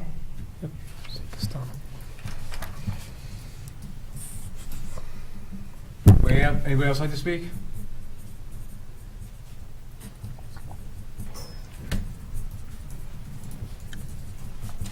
Linda DiFrancesco again. And I still say no. Oh, your name and address, please? Linda DiFrancesco. Oh, I'm sorry, I didn't hear. Sorry. I still think it's a bad idea. I think you have a problem with the town itself. This shouldn't have even been brought here to have them be in this situation or even build the restaurant there if you had the regulations right. Like you said, we had these regulations years ago because everything was in one area, and we need that protection for our children. I still feel that's the way we need it, and with good conscience, I'm sorry. But maybe the town should start looking at putting in different zones of where restaurants can build and schools. I mean, the old town hall would have been a great place for a restaurant. not near any schools or anything like that. So maybe the town should start looking at other things so that this doesn't occur in the future. I know it's not gonna help this situation, but that seems to be the glitch why you're trying to go around it and allow this to happen. It's just so close to the school, it's like one and the same. It's not like any other situation in town near a school, and it is bad for, it's gonna be a disaster of something. You know, I can't say I don't see the future, but if you look at it, and you really look at it with a good mind, you're gonna see that it's not a good combination. Like the other gentleman said, maybe in the summer when nobody's in the school area, that's a little different, because there's not children that you have to watch for. Pardon? I was just wait 1 second. Hello? That's right. No, I just want to make sure it gets Sorry. on the tape. It's okay. All right, go ahead. But for when the kids are in school, it's just, I was there for something the other day, and it was just, kids run all over the place. You know, you can't control children and what they're gonna do next. And I still say, you know, you can get somebody come out of work and had a bad day, got fired from a job, and go have pizza and just drown his sorrows. And yeah, you could say you're not gonna let anybody do that, but everybody slips through the cracks sometime. And then he goes out and just hurts Well, somebody. that's with any establishment. I mean, It is with th- any, that's a but you're right responsibility. there. You're Yeah. right there. Yeah, I yeah, once, no, I I'll give agree. you an It's a example. responsibility of both people. I'll give you an example. know. I had once somebody go by my house drunk. He hit mailboxes and everything. By the time I called 911, he was already down from my house all the way down to Route 80 We're and just keep on hit a topic. tree. We're just keep on topic. But he hit all those mailboxes right there. So it's like, you know, it's hard to say what people that drink too much will do. And that's the variable in this case that nobody can predict. So you got to think about all of those things. I don't think we should be changing the law. I don't think we should be under 500 feet. And if you're going to adjust for things, I think we should do it a different way. Look at different angles. There's got to be a resolution where it can make everybody happy. And I think instead of rushing into something, we should just try to find maybe another direction instead of just inside the box, figure it out, because it's going to have to be figured out for everybody else in the future for other things. Thank you. Anybody else like to speak? I'll give you a minute to think about that. So this is the last night for the public hearing, right? No. So, under the statute. I just want to go through the timeline. Sure, so we've already exceeded the timeline. So, February 11th was actually the 35-day period, but because it's the town who's applying, we have the leniency to extend that, and we also have a 65-day extension period that we can give to ourselves for this public hearing period. So there's leeway And then because if it's we- a town being the. and if we close the excuse me, public- I'm sorry. The Planning and Zoning Commission being the applicant. All right. If we closed it, hypothetically, which I'll ask everybody here first, Then it'll then be 65 days to render a to act decision. on it, right? All right, so seeing there's no more public comment. Go So ahead. one of the comments was checking back with the zoning enforcement officer. That I don't know if the commission wants to look at restricting the hours. I can look into that. I would recommend that we confer with the town attorney about that, because similar to when one of the first versions spoke to no franchises, no chains, he had concerns about no chains being allowed within 500 feet of a church school playground. I wonder if we can have different regulations of when they can serve alcohol within 500 feet of a church, school, or playground. That's a question for the attorney that I would want to ask him. I would recommend that we ask him. Or we at least have a discussion about how we feel about that, because we did talk about the hours, and generally speaking, these types of restaurants, they're not at 2:30 in the afternoon, they don't have typically a lot of people in there. It's typically towards the dinner time, right? And weekends and Saturdays and things, so it generally kind of restricts itself. And we talked about this, I know, once upon a time, so we would could also- talk further about it, clearly. But we also would have an opportunity, if this would pass and there would somebody come up with the application or for a special use permit under that regulation, I mean, we could, if the hours didn't align itself to where we thought was reasonable, at that point, we could deny it. You know, I mean, if that, Yep. if this if it actually passed. So I don't know if we really need, I mean, to get into the hours and ask the lawyer for clarification. I mean, maybe if it passes, if it's enacted, and somebody applied against it, I mean, that'd be, I'm sure one of the questions we'd be asking is, you know, what type of hours? As far as the zoning enforcement officer weighing in, I think that was a good point. And I mean, if we want to keep, you know, if we want to get his input. I know we're talking about schools, and refresh my memory, the superintendent had a couple of questions, and were they resolved? Or? I think that was most on the, wasn't it on the parking? Yes. That was on the parking, and that was brought to the town council, and then the town council acted upon it. Well, Or not acted upon, I mean, I'm just saying they went, you know, Public Works got involved in well, the, so correct? no, it was the police commission requested and conducted a study, a parking study, traffic study on Merrick Drive that was separate to this text amendment, obviously. And so as a result of their findings, they have implemented and installed no parking signs from the intersection of Merrick Drive and Route 80 to, I believe, the first entranceway to Jerome Harrison on both sides of Merrick Drive. So the school is more concerned with the parking than it is with. But, No. right, so Police department is. that's regarding the police department.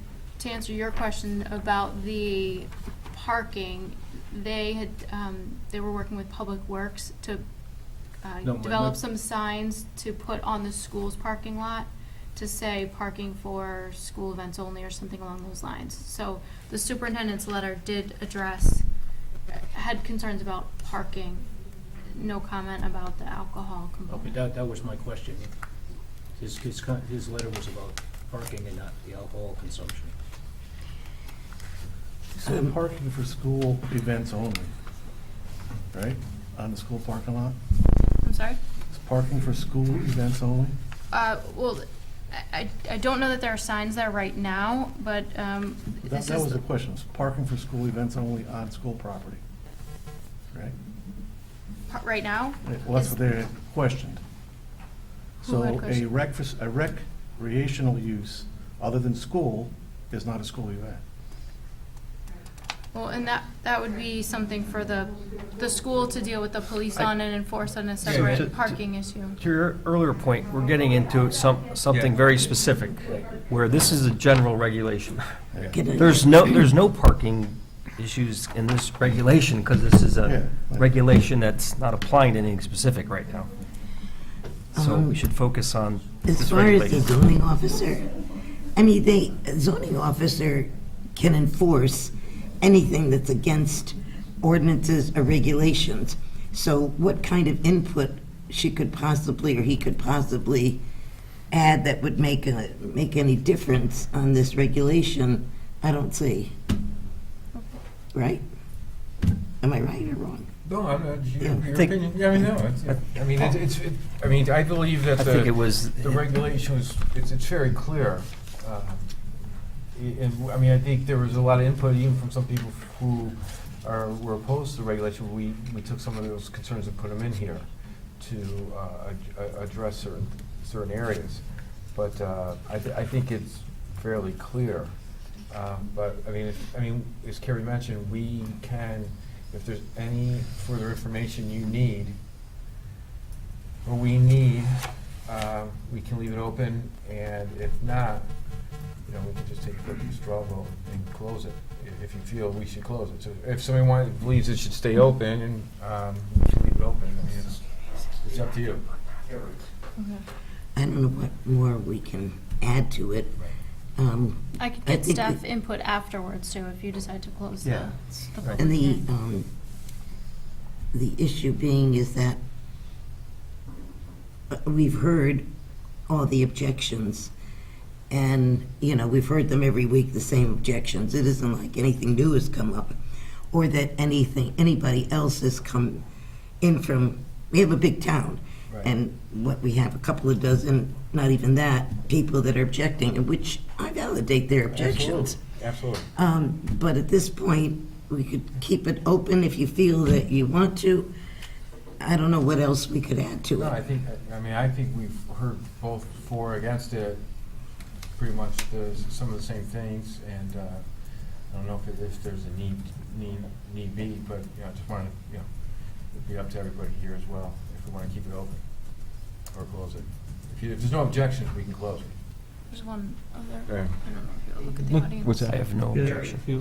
Tom, the only thing, like I said earlier, just check, I've never met Tom, the new zoning enforcement officer, but I'm assuming he has a great deal of expertise. He's served in that capacity before.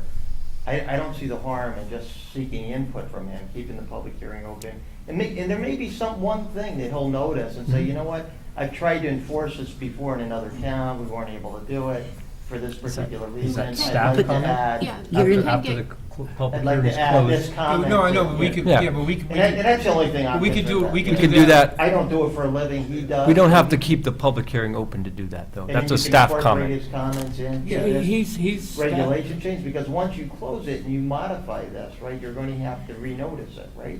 If he comes up with something that you'd like to Well, see a Are change. you talking about just the BYOB? No, I mean, No, he's talking about enforcing, No, I'm just saying. We can make minor Minor. modifications. It doesn't During change the the discussion. scope. Right. Like, if we closed the public hearing, we couldn't change the regulation, And I don't know what his comments are. yeah, we gonna be, couldn't change, that's why if there was I a raised regulation, it, if there was a but, yeah. regulation that said 500 feet, Right. and we closed the public hearing, Right. and then we changed it to 0. Right. We couldn't do something No, like I that. understand that. You could do Yeah, some minor yeah. terminology. Right. And I just don't know what his clarify. input would be. Yeah, no, He does it for a but we living, could he's do that, right. probably tried to enforce things like this in the past. Right. He knows what works, what doesn't work. And we could take his Right. comments under advisement. Okay. Yep, I agree. Question? You can always keep it We open. could add some corrections to the regulation we have here. I mean, I guess how long could we string this thing out? You Well, know, I think I guess, what I'm hearing is, do we want, in the next go-around, are we gonna hear maybe the town attorney should take a look at it, or maybe, the police and fire department should look at it, or, it's, I guess what I'm saying is, we're the planning and zoning. Right. The zoning, we know what the zoning enforcement officer, what his job description is and what he could do. So, I mean, Yeah, I mean, I'll go along with the majority, but it's, besides his comments, is there anything that really should be added? Or not his comments, but just have him take a look at it, and like you said, staff comments, and Right, you and could take the them. town attorney did look at the first version early Right. on. We could have him look at it again. Yeah. It's, Yeah. it's up to the commission. No. There's no clock that we're up against regarding the statute, as far as needing to close the public hearing. Oh, no, I agree with that. Yeah, we can keep it open, but I don't know if there's really a need to. I don't think we need comments from the town attorney. We can do the staff comments from the zoning enforcement officer. I think, like you said, we've got enough comments, I Yeah. think, from. I agree. I think we were, need to leave it open. our intention was, we were thinking that we could close after last meeting, but there was a Board of Ed meeting going on, and there was a number of comments that people wanted to attend that, and also, so we left it open one additional week as well. So if anybody doesn't have an objection, I think we can close the public hearing. Can I speak before I stand here? I just have a suggestion. It seems like we're going round and round in circles, and you have two issues, and I know last time you didn't want to. Just your name and address. Linda DeFrancesco, Oak Grove. I see the parking issue, and then we have this. And it's like, almost butting heads, like, you're not gonna solve either one, the way we're going, outside the box. And it's a stupid thought. Well, the parking's already been solved. No, but I'm We just don't have a saying. parking. Or- no, This is a but I'm just specific saying. regulation. The parking was already taken care of. Okay. Yeah. But so I'm just that's all saying, set. they need parking and stuff. If you close the entrance to that road, that seems to be the issue. Because nobody wants anybody that's been drinking with the children in that parking area, because children run out in front of cars. Well, yeah, I'm just- I know, just hear me I out. know, we've asked you a But couple that- times, we have to stay on topic with this, we're talking Oh, I about. am. But No, if wait, no, they you had can't talk an about- entrance only there's- and valet parking, But that's That would- not, we're not talking about one that would specific make property. it more people would, you know Under, what under, I'm that would be saying? under advisement under another, if A there. different thing? if- Okay, yeah, it just That- seems that's- like that could That's, solve that's a problems. specific special wanna use just try permit to that keep it may on come there. in the future Yeah. if this gets approved. This is this different stuff. regulation. All right, I was just trying to help think outside the box, because Right. it seems like I mean, you've there's, got there was, two there's, issues it's called a that- site plan, and Yeah. the site plan has Site been, already been approved. Okay. Yeah, so, thank Just you. thought. Thank you. Thank you. Are we good? Yep. All right. So I am going to close the public hearing for application 2015-14.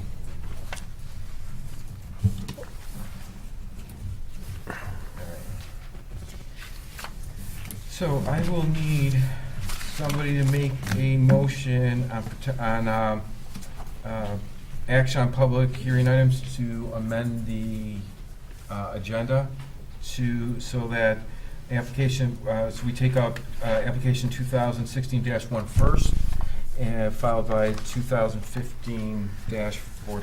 I make a motion to amend the agenda to switch under potential action on public hearings that we first hear PZ application 2016-1. Okay. So, I don't know if you have Hmm? any Do we have to go to C discussion. first? what's that? Do we have to go on to C first? C, where's C, I don't have a C. There is no C. Oh, no, this is public, no, this isn't the public hearing, this is just the action on it. Yeah. So we just amended the action, so the one we're taking up is the 505 Tutucket Road. That would be the accessory dwelling. So it's, as part of the public hearing, it's just, it was a little bit ago, the only thing that's outstanding is. East Shore District Health. Right, so we're waiting Comments. on them. So there is a motion that would allow us to vote on that. And if it is approved, it would be on condition that they follow all the conditions set forth by East Shore. So if somebody wants to move a motion. I move to approve planning and zoning application 2016-1, special use permit accessory dwelling unit under section 42.5.5 and section 23, schedule A, line A11, to permit an accessory dwelling unit to be added onto an existing single-family house at 505 Totucket Road, assessor map 39A, lot 9, R40 and R80 zones, owner applicant Dave and Marion Parisi, as shown on the submitted application map and drawings, subject to the following conditions. Number 1, conformance to the requirements of section 42.5.5 of the zoning regulations and zoning board of ZBA December 21st, 2015 approved variance of section 42.5.5F to allow a 698 square foot accessory dwelling unit where only 600 square feet is allowed. Number 2, conformance to the requirements of East Shore Health District. And number 3, adherence to all applicable building codes and fire safety codes. Second. Is there any discussion on that? You have to do reasons for. Yep. Roll call. I'm sorry? Roll call. Oh, yeah. So wait a second, Fran. So this is a roll call vote, so Bill, you can kick it off and then Fran. Yeah, so I vote to approve that the proposed accessory dwelling maintains a single-family house appearance. I'll vote to approve for the same reason, plus the fact that these people have needed the extra space because I think both the parents are in wheelchairs and they need the space to get around the house. Ron? I also vote yes. I feel the extra space is needed for handicapped access. I vote yes, the same reasons for increased square footage for handicap access. And I also vote yes for the same reasons. Okay. All right, so that's done. All right. So, next order of business would be PZ application 2015-14. So, we have the regulation. I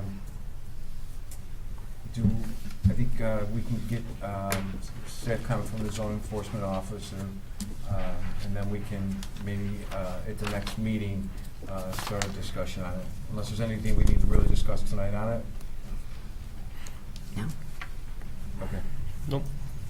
All right, so we'll continue PZ application 2015-14 to our next meeting, which will be on March 3rd. Old business, PZ application 2014-15-6. If there's no updates on that, No updates. we'll just continue that on until it becomes actionable. New business, revised site plan for 285 Foxton Road. Albert Pacilio. Good evening, Mr. Chairman. For the record, Bernard Pellegrino from the Pellegrino Law Firm in New Haven. Although I haven't been directly involved with the site plan application, I believe there were a number of comments from staff that suggested when you were last together. Those comments were relayed to Waldo Associates, who is the site designer. I believe those revisions have been made and reviewed, so I think the revised site plan has addressed the issues that were raised by you and staff, and I think that Carrie could probably update you more. Just to point out some changes from the approved plan. The major change, obviously, as you'll notice, is that the parking is in the town's right-of-way, so it's outside of the property line. That is still subject to the town council's approval, but it's under review. This revised plan is per the comments received by Kurt Weiss, the town engineer, and Fran Marola, Director of Public Works. The plan differs slightly in that the dumpster location is different than what was approved on the plan. This is as it is in the field, with the exception that it needs to be relocated approximately 3 to 4 feet. It's a correction, it shows it where it's to be relocated. To be relocated. It's actually, the dumpster is actually installed partially in the town right away. Right. It's shown there, it's noted to be relocated as shown. It's gotta get kicked back into the property. It's on town property, it has to be on the property. Well, the note says fence to be relocated. Well, the fence is the containing No, dumpster. doesn't say dumpster, I mean, it says that's, fence. Well, it's a footprint, Yeah. it's within. Another thing too is, just to highlight a couple things, the main thing what this does is provide parking perpendicular to Merrick Drive and allows two-way access from Route 80 to the rear of the building. There's a 24-foot aisle, so that parking can go in two directions. Currently, it's an angled parking. Yeah, so this will be two-way now? That'll be two-way, Is it so they one- can come yeah, in and out. because of the The idea that, it's just a better layout from a parking perspective. The way it was before, it was one way, you could only go in and you had to come out onto Merrick Drive. This provides that you can come out onto Route 80. And it also provides additional parking spaces along Merrick Drive, because they're at a right angle versus at an angle. I think there's 11, I think before there was 8. A couple of those are handicap, which the regulation allows for, that you can have some labeled handicap in there as well. The big thing on this is, has to go back to town council to grant an easement or license agreement, whatever it would be called. They have to finally grant that approval, make sure, have to make sure insurance provisions are required, and all sorts of things required by the town attorney and the town council to make sure that they're in effect. It's about 5.5, 6 feet into the town right away with the parking area. What that requires is the, sort of that island that currently exists along Merrick Drive to be widened for a good section of it, up to, in towards the property, so it's a bigger buffer. The concern was having a snow shelf, Public Works got to plow, have a place to put some snow. I did review it with Fran Marola, and he was okay with it when I reviewed it with him. What they've shown there is, it's currently paved, they just like to just widen the pavement. And again, I don't have an issue with it in terms of what's there. If the commission wants something, landscaping or anything different, now's the time sort of to say it. But it's a narrow sort of island in between there, 9 feet, I think, at its widest, and down to probably about 4.5, 5 feet at its narrowest. Again, that's just along Merrick Drive. I think there's 25 total spots out of there.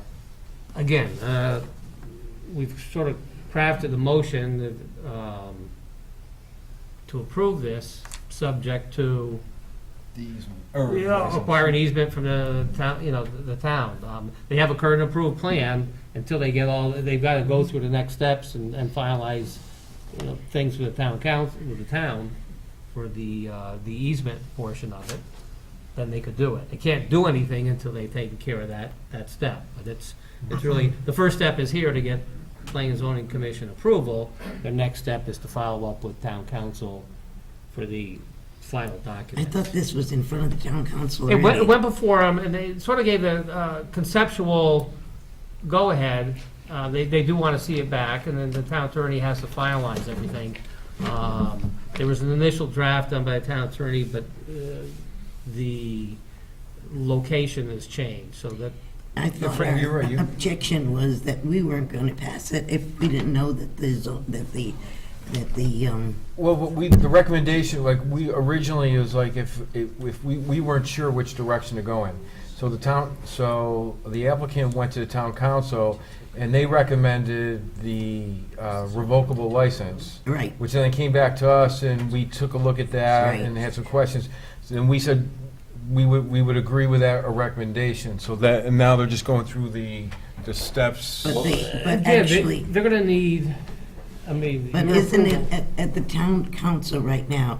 It isn't written in stone that they've got this. It's not written in stone. The concept is sort of work out the details, go to Public Works had some concerns to try to address those, work out those details to make sure everything is on the plan. But Again, what then you happens- take action, What happens if we take action and then the town? then they have their old plan. The one that's already approved. Yeah. And then this Which one, contains everything to Right. their property. then So, this one doesn't go I know forward. For me, with the angled parking, it's mainly the one-way, I said, from a practical standpoint, no one's gonna follow the one-way, so I think this is much improved. I mean, For me, it's a better This is much circulation, better. there's no doubt about it. Because it allows the exit, it allows the exit Yeah. out to Route 80. I mean, it's one of the, Yeah. so, Yep. Yeah, because it's where they can back up and go out that way. yeah. Before they could only, They could only, the way it's set up, they can really only, go towards the rear of the building. In reality, I'm sure you get people pulling in from there and they're trying to come out on Route 80. It's not the best layout. If I could add one thing, the town council did see a plan. It was similar to this, but not identical. Has been additional suggestions and changes. Right. They do want to see it back. I think it's improved from what they saw last time, so we would hope that they would agree again. Like I'm saying, not to put you on the spot, but I took a ride down there. My granddaughter goes to school there. Now, the big issue is parking and the access to the buses. Why don't we make the street wider for till the back of the school? Because there's 10 feet of grass between the street and the fence for the play field? area. For the fields. For the field. Right. Could we chop 6 feet out of that and and pave it, that way the buses would have a greater swing, and if there's parking, the buses would have, more space to get around them. I mean, it's. That would, probably some of that would emanate from, if the school's in favor of it, then it's a funding issue, and I haven't looked at it from that perspective, to be honest with you, Ron. No, because I've heard many times the parking issue and the bus access and, Yeah, there's currently parking that exists there on the street, and it's a tight Well, street. no, And, right now, I understand there's no parking signs. Yeah, and I think Kerry explained, from Route 80 down to the first entrance. But I mean, if we widen the access to the school, that would alleviate a lot of the parking problems. I don't know if it would do any, again. But tonight, we're looking at these. We're looking at this, right. This parking in this building here. I realize we're that's a talking about this secondary. site plan. No, I but- understand what you're saying. And the street is outside the box, Mhm. but it's also part of the problem. The things that would get looked at, or is its proximity to an intersection. That's A lot of a whole times, that's different- what you try to keep that, your sight lines open. I haven't looked at it, from that perspective, but Well, is- those are things that would get looked at. Right, is this in your shop, or the police, or Public Works, or? Well, in terms of any signage or anything, that's the traffic authority that. No, not the determines signs, that. I mean, the width of the roads. With So the bus- road, actually, we redid it, I'm trying to think, 10, 12 years ago, the uniform width, I think it's a 26-foot wide road, so it's not a wide road, it's conducive for the school. Yes, but it can be made wider. Anything be made wider, but again, I just haven't looked at it at this point to really tell you anything in great detail. I just have one question about the drive going out of, into Merritt Lane. What was the reason that it couldn't have been closed? First of all, if it was closed, they'd have more parking. And seeing as you've got the extra space here, that would alleviate a lot of problems on Merritt Road, Closing this? closing that exit. And You're I don't know leaving- why. You're leaving just one entrance and exit. Yeah, a lot of times. I'm not, I think a lot of times the fire marshal fire- will look at it. that's what I figured, it might be the fire Perspective department. like that, they like as much as, as Yeah. open access we can get. They did close one. You'll remember there were two entrances and exits onto Merrick and two onto Route 80, so one was closed at each road. Just Pretty much the whole side of Merrick was open before. There was, might have been Yeah, there was small- that little strip in between that was sort of, I mean, trying it to was pretty define much- it, but, Yeah, it's pretty much all open. right. any other questions on this? Or do you have any other? No, it's not. Thank you.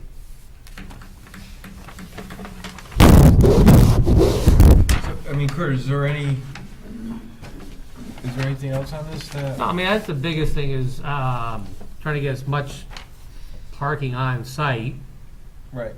as possible and get a better circulation, because the circulation, the way it is right now, is less than ideal.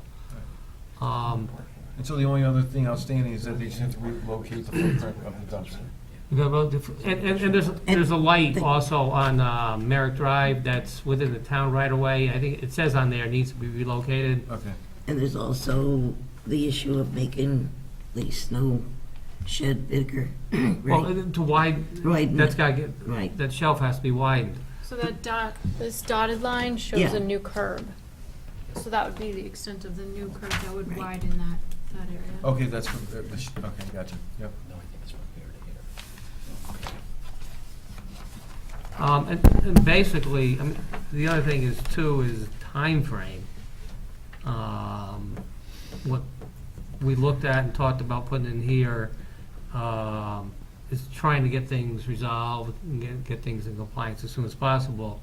One of the conditions, if you approve this, would be, that, with the condition that this approval is conditional upon the relocation of the dumpster as shown in said plan on or before March 21st, 2016. Just want to get it, that can happen. Get it done, get it out of there, get it where it belongs, off town property onto that property.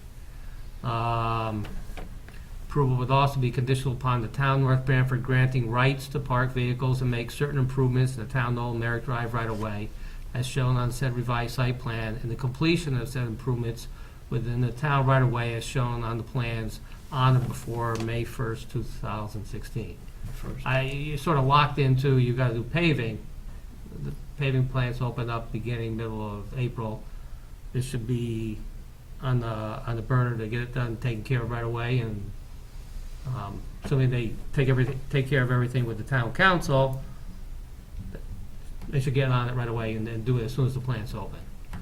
And no certificate of zoning compliance be issued until such time as rights are granted by the town to allow improvements and parking within Merrick Drive right away, and all site work is completed or bond for remaining work is submitted in the amount approved by the town engineer and having form and surety acceptable to the town attorney. Again, the thing we're trying to do is get this expedited. And that's fine, but I'd like to know, was when the town says they have a revocable, what would induce them to change that, or what would happen if they decided, the town council decided, oh, we're gonna remove our revocable? I can't speak for the town council on that, but I would think if they're not complying with any of the conditions, I think in there you have to provide the town with some insurance. Okay. If you're not providing the insurance, then you're not living up to your part of the bargain and that condition, and then that could be cause for it. If you're Okay. Not living with the conditions. Right, I get it. I just didn't, it had to be valid, for that. And I suppose the lawyer could answer that. I wouldn't think someone's just arbitrarily going to say it. I mean, if someone's going to grant that agreement, it spells out conditions, and you got to live with the conditions. And I'm sure that would be part of the conditions of the town providing it, saying, we mutually agreed upon between the Yeah, I mean, applicant it's and to the town say council. you must do, Right. item 1 through 5 and keep them maintained or whatever, or, we can do away with it. Having that condition, it saves the town to fight adverse possession in the future, right?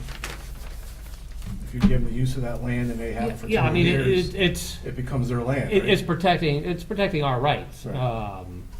There's the easement versus a revocable license. And again, it's up to the town attorney, to craft the final verbiage on that, but the concept is it's revocable, so that if we were to do any work on Merrick Drive, and we had to relocate Merrick Drive and it impacts that, we can do that. We're not bound under some easement that goes in perpetuity.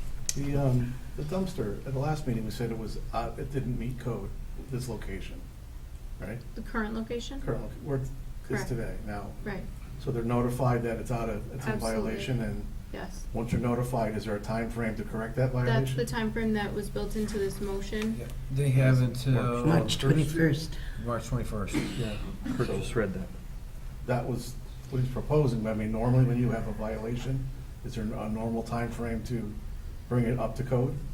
Well, it depends on the situation and the extent of the violation, and the zoning enforcement officer has been working diligently with the applicant, also in concert with the building official, because currently the business just has a temporary CO. And so I believe that was aligning it with the March Right. 21st date, was the building official can only go so far with the temporary CO. But we're trying to use as much teeth as we can to get this done. So is there currently a fence around the dumpster? Yes, And in his site plan, he showed it where it was gonna go? yes. So they installed the fence out of location, even with the site plan, so the fence company put it in the wrong place? Correct. For whatever reason, Yep. it's in the wrong spot. So Whoever they made have the to, they have mistake. the 21st to move it. And the other thing too is, we're trying to take weather into consideration. That's what you're up against right now. There should be a window to move that fence, within the next month and a half. We may get an unusual time, and then we'll have to maybe have to revisit it. But we're trying to push it rather than let it drag out and put a a June 1 deadline, let's get it done ASAP, based upon weather is the big factor. If it, right now, ground could be frozen, you gotta put fence posts in, but you can do certain things to get rid of it. And it seemed to be a reasonable timeframe. Thanks. Anything else? Read this? Okay. All right, I move to approve revisions to application 2015-9, site development plan for revised parking layout and associated work at 285 Foxen Road, Assessor Map 15, Lot 76. It's a Zone B1, owner applicant Albert Basilio, as shown on revised map. Site plan property of Albert H. Basilio, 285 Foxen Road, North Branford, Connecticut, prepared by Waldo and Associates LLC, dated June 15, 2015, revised to February 12, 2016. All conditions approved on September 10, 2015 shall remain in effect, and the following additional conditions shall be adhered to. First, said approval is conditional upon the relocation of dumpster as shown on said plan on or before March 21st, 2016. Second is said approval is conditional upon the town of North Branford granting rights to park vehicles and make certain improvements in the town-owned Merrick Drive right-of-way as shown on said revised plan, and the completion of said improvements within the town right-of-way as shown on said plans on or before May 1st, 2016. And lastly, that no certificate of zoning compliance be issued until such time as rights are granted by the town to allow improvements in parking within the Merrick Drive right-of-way, and all site work is completed, or a bond for remaining work is submitted in an amount approved by the town engineer and having form and surety acceptable to the town attorney. Is there a second? Second it. Any discussion? Seeing none? All in favor? Aye. Aye. Any opposed? Seeing none, that passes 5-0. Thank you. Thank you. All right. Town planners report. Okay. At the last meeting, I brought up to the commission that the ZBA had requested that planning and zoning look at the zoning regulations regarding accessory dwelling units and revisit the restriction of 600 square feet as a maximum for the the size of an accessory dwelling unit. So I had looked at each of the prior years, looking at 2015, 2014, 13, and 2012. And then one of the requests was to call out specifically what was done in 2015, so that was included in your packet in my comment sheet. I don't know if anyone has any comments about that. So there were 4 approvals in 2015 for accessory dwelling units. They ranged in size from 698 square feet up to over 1,000.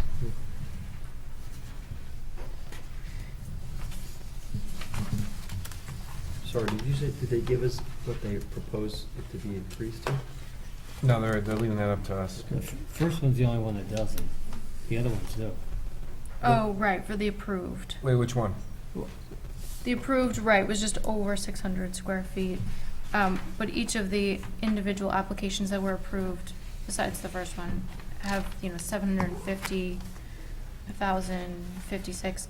What ZBA had considered or recommended is 750.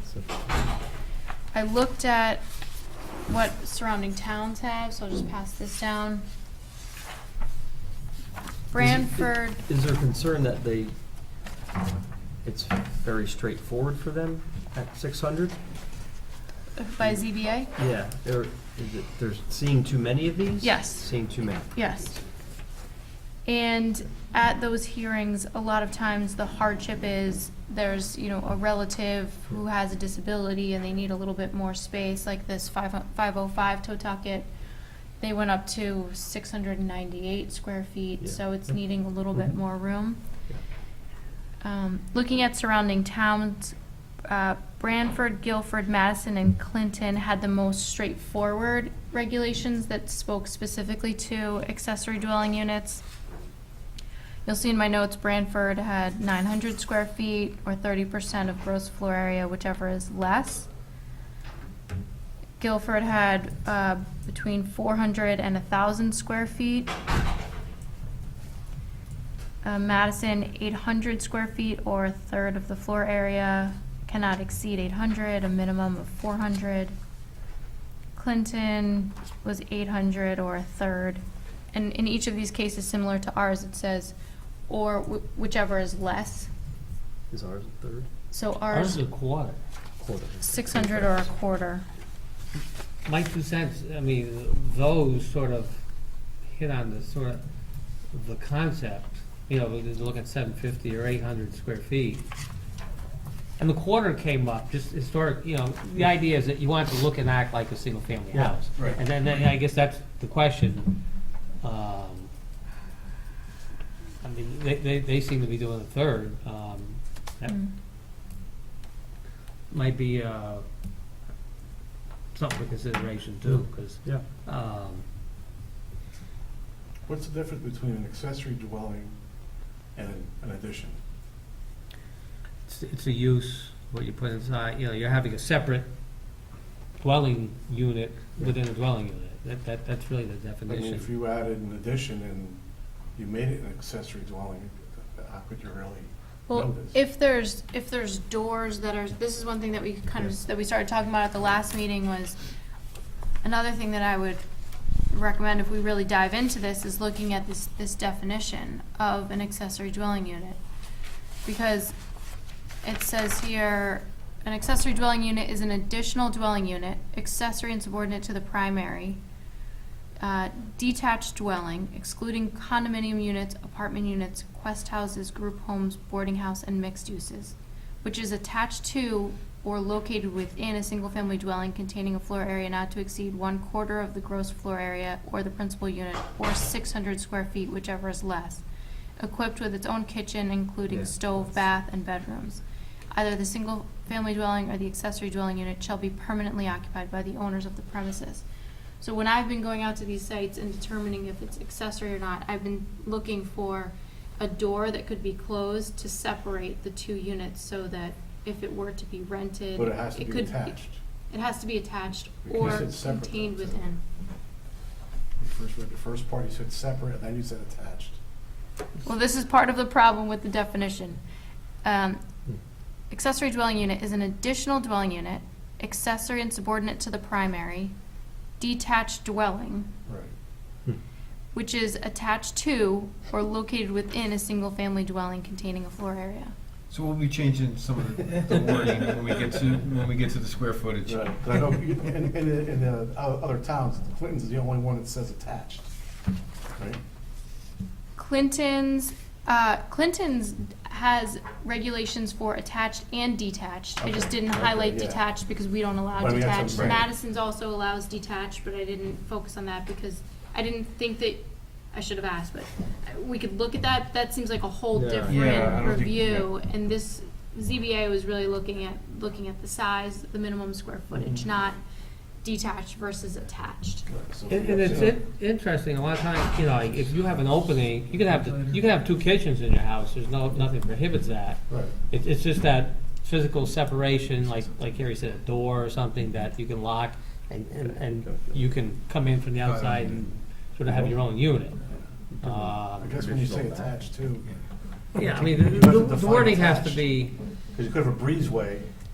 between- Actually, it does say, breezeway does not count. Okay. So what I was reading from is just in the definition section. Right. When you go to the special use section, it says here, a breezeway is not permitted. So let me ask you, ooh, I'm So, sorry. sorry, Both dwelling units shall be attached by a common wall, floor, or ceiling, not simply attached by a breezeway or porch, and shall be contained in one building. So that's just where we need to clarify in the definition what it Common says in wall, the right. standards. So I just did some quick math without a calculator, Bill, so I did it longhand. So you have to see Wow. that so often, but, so, and this is just relating to what Kurt was saying, so we're at a third. So. We're currently a I'm sorry, quarter. we're currently at a quarter, so if we used 800 square feet as, let's say, we moved that up to our maximum, I mean, so they recommend 750, but for Yeah, rounding. shorthand's Yeah. sake, you know, I can't do the math at 750, but, so what it would be, 800 square feet would turn out to be would be the max at a 2,400 square foot house. Hmm.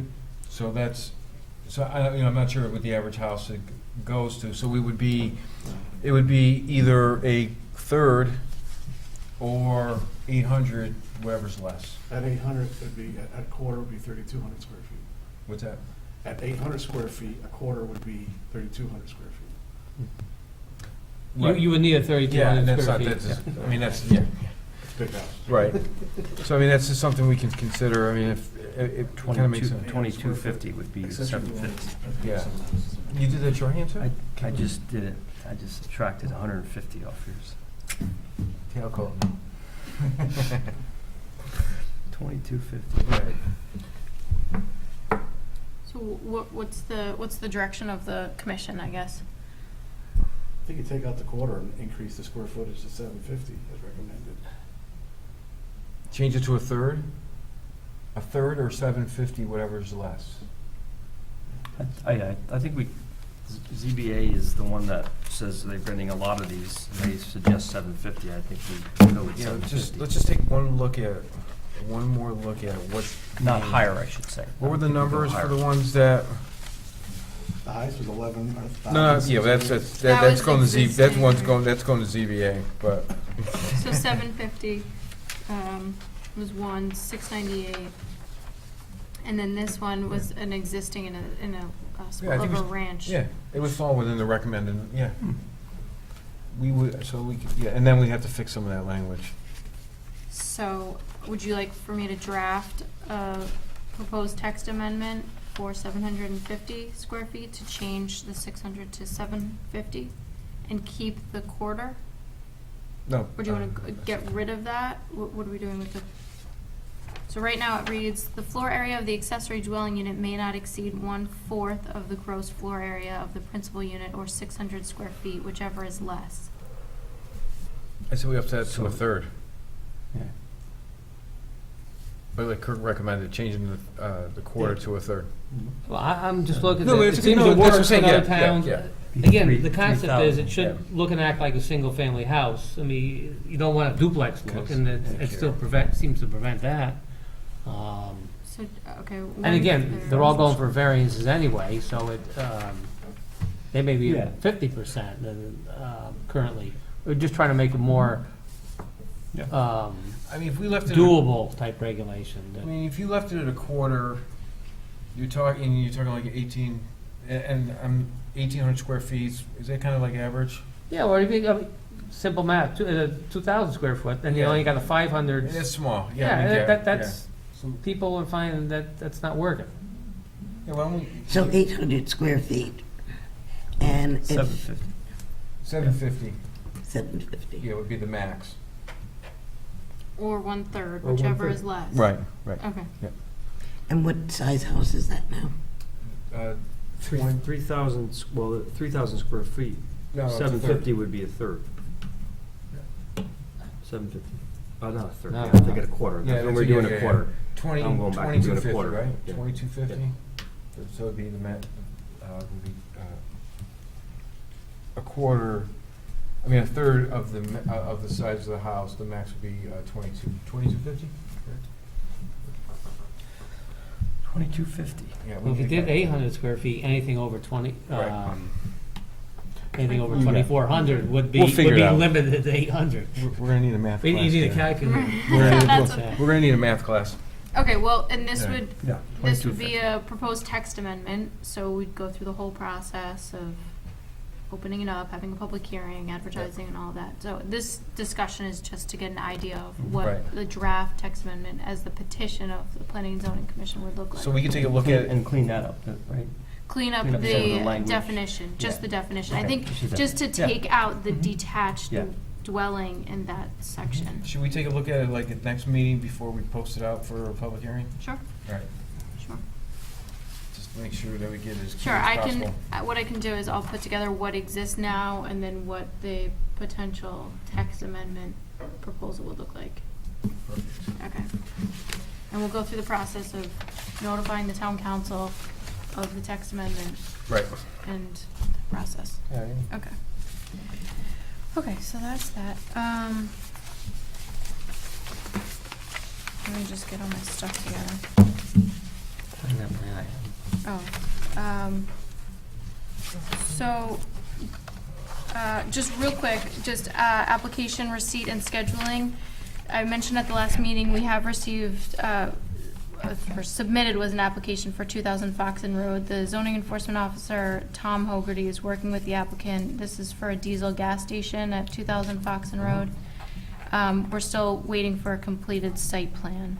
So I'm hoping that that will be on the next agenda, March 3rd. We have received an application for renovations at 1011 Middletown Avenue. That's renovations to an existing building, and it's being referred to various department heads.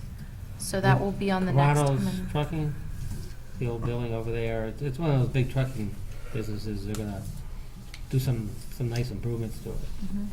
Okay. Where they putting the diesel, gas, they've always had diesel pumps in there. Yeah, but That's- actually, it's And now amazing. they've just cleaned the whole place up and, Pardon? Oh, Yeah, she's talking but- about Fox and Road, I think. Which one? Midway. Oh, I'm sorry, I'm on the wrong. He's talking about Middletown, Carrano's. Never mind. No, she's. oh, I thought it was talking about Midway. Yeah, Midway was the first one for 2000 Foxen Road, and then we have another application for 1011 Middletown Ave, which is Carano's. That's for the 3rd? Yes. Okay. Everyone here for the 3rd? Anyone not here for the 3rd or 17th? You're not here? Okay. So far, so good. The annual Barbados. Oh, gosh, you just went to 17th, the islands. March 17th, that's a special day, you know. Do it. That's right. Definitely. Hot fires, come on. Quickly, we did receive a referral from the town of East Haven for proposed text changes to their zoning regulations. It's regarding low-impact development and just adding that definition to their regulations. And they will be having a hearing on March 2nd. I don't know if you have any comments or if anyone would like to see any. It seemed pretty benign. It's just to more clearly define low-impact development for East Haven's regulations. But we are notified as the adjacent town. All right, we'll just pass this around. This is the Shantz property subdivision, which includes a loop road and an access out to Route 17. Sidewalks were initially approved for the entire subdivision, which would include going, the access out to Route 17. The issue came up, all the open space was adjacent to the sidewalks. Land Trust said, you know what, we're not gonna take it if there's sidewalks in it. They came, that was a request. I think they came here for. Yep. Right, and you Okay. eliminate the sidewalks Mhm. from that whole access point, which, to be honest with you, that was the more important one, in my opinion. You left it in the loop. And the reason I bring it up, I'm bringing it up myself, I haven't, it's not the developer bringing it up, but there's just a loop of sidewalks. Right. There's not a whole, it's only a local road with local houses. And I mean, the sidewalk doesn't go anywhere, it just goes in a circle. And it's a maintenance item for the town and the property owners down the road. I'm just throwing it out there, do we want it? Why does the town maintain sidewalks? It's usually the property owner. Well, we get involved if they break and you gotta repair them and That's the then. town, the homeowner has to maintain it. We don't have a lot of sidewalks. We have them like on Doral Farm Road, and that's an ideal situation because it goes right to a school. I mean, it's a Like, again, there's only thing. What happens if, so what you're suggesting, they Well- rip them out? No, they're not in. Oh, They haven't put them in yet, and that's one reason why I'm bringing them I drove up. up there the other day, I didn't. Yeah, and then you don't have to do anything right away, because they're not there. But I would, was that if you want part to of look the at it, Condition of approval, though? there was a condition of approval. So we have to. I mean, what I would recommend, we'd run it by the police, see what they think. I mean, because it's always a safety issue. But the fact is, it only goes in a circle. Right. It doesn't bring them out. Like I said, Doral Farms, to me, that's the ideal location. It brings them right to the school, and there's tight there's smaller lots, and it works pretty good.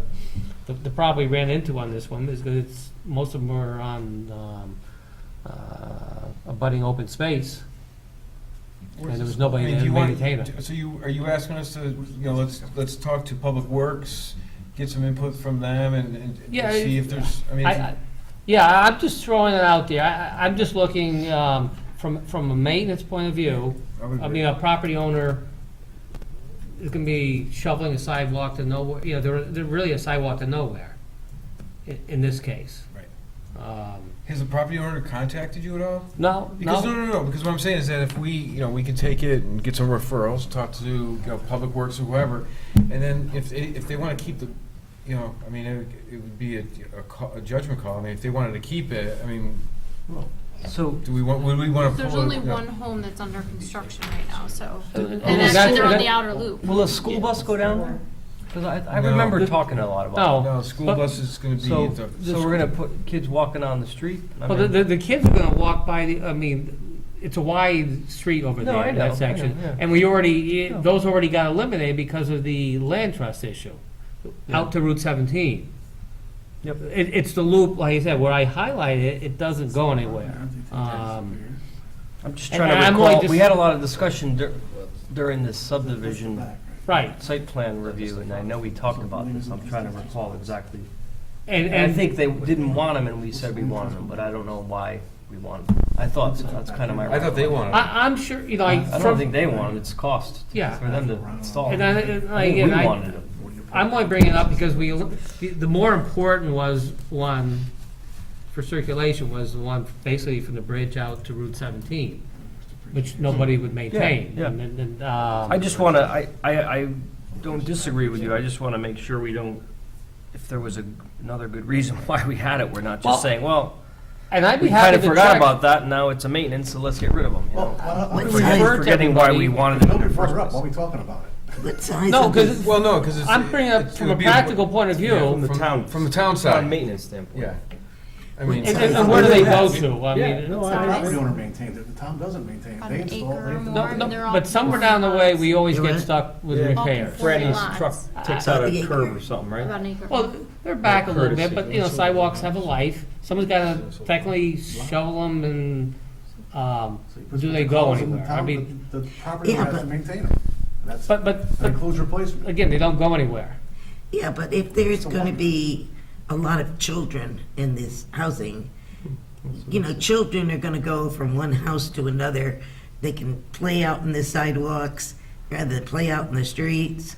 That's the only thing I'm looking at. Yeah, Kind of looked at that, that's why. I'm only bringing it up. Like I said, I just see what's going on, and I recall pushing them to put the sidewalks in. yeah, and again, So I just don't remember I'm going to go why. back to. It would have gotten out to Route 17. Well, Yeah, that's no, I gone. understand, But yeah, once I- that's I gone, just that saw that, changed everything. Yeah, no, I understand.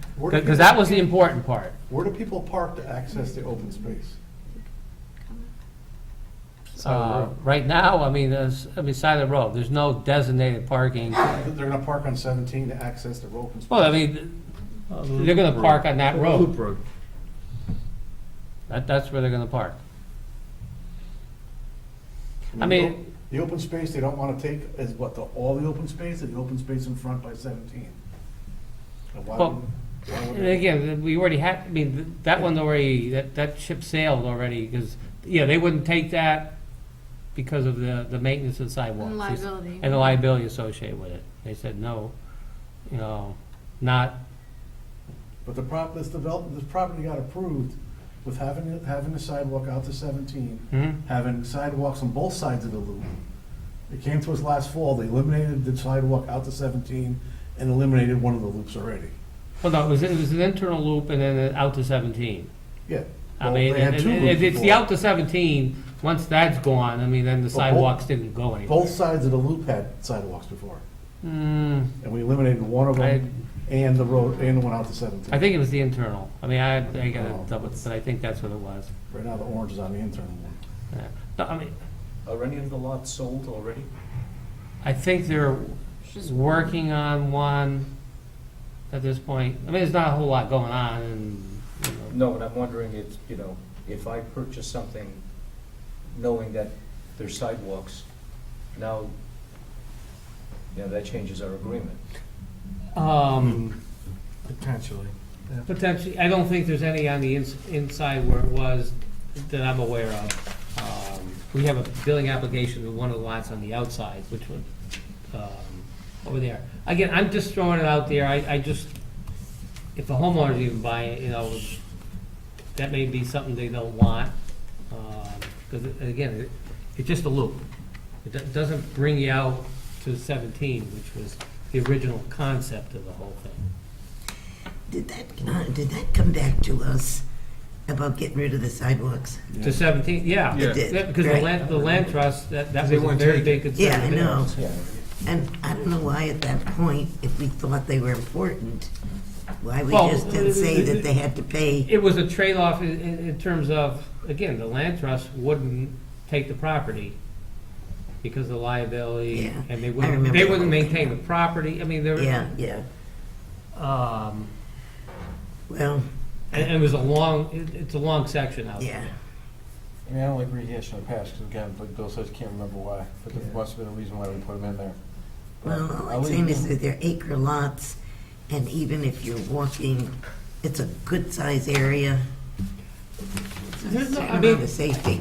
And what I as would far say- as it being maintained, well, And if you have a chance, you can take a loop through there and get a feel for, I'm only bringing it up just from a practical point of view. Can I see that? And it's up to you to, 'Cause that's quite a loop. Yeah, I mean, it's quite a drive, too. yeah, that's what I mean. Actually, I run Yeah, through there, yeah, it's a lot longer than it looks. I'm in favor of keeping the sidewalks. again, I'm only throwing out there, it wasn't from the developer or anything, I'm just, was up there the other day looking at something and, How many sidewalks in town does the town have to maintain currently? well, the sidewalks, like, they're all, we haven't had to make repairs to the walk there, there's sidewalks there. Where? Mill Road, on, like Wood Chase Lane and Mill Road. You don't go quite all the way we want, where we want. They should, the idea what they, there would be to go down to the school, a little short of it. So are we maintaining sidewalks on? We don't public shovel, property or but like I private said, property? if we have repair, trannies have to sometimes go out and, Was that on They don't- public property or private property that we're maintaining? they're on town property. Okay. Not in front of But- a house, but- though. Because it's the right of way, right? Yeah, it's in the But I mean, 50-foot is it- right of Is it way. on an area that's not on a house property lot? Because usually the homeowner maintains it. whether Well, it is in terms of maintaining, for snow plowing, it's on the homeowner. Yeah, and repair too, usually. Yeah, well, those are very difficult for towns to do. I mean, and again, we don't have a lot of old sidewalks Right. in town, so we haven't had to do a lot, but we've had to do a little repairs here and there. And, it's something that we're looking at down the road, we may be faced with. But I just throw it out there. Right.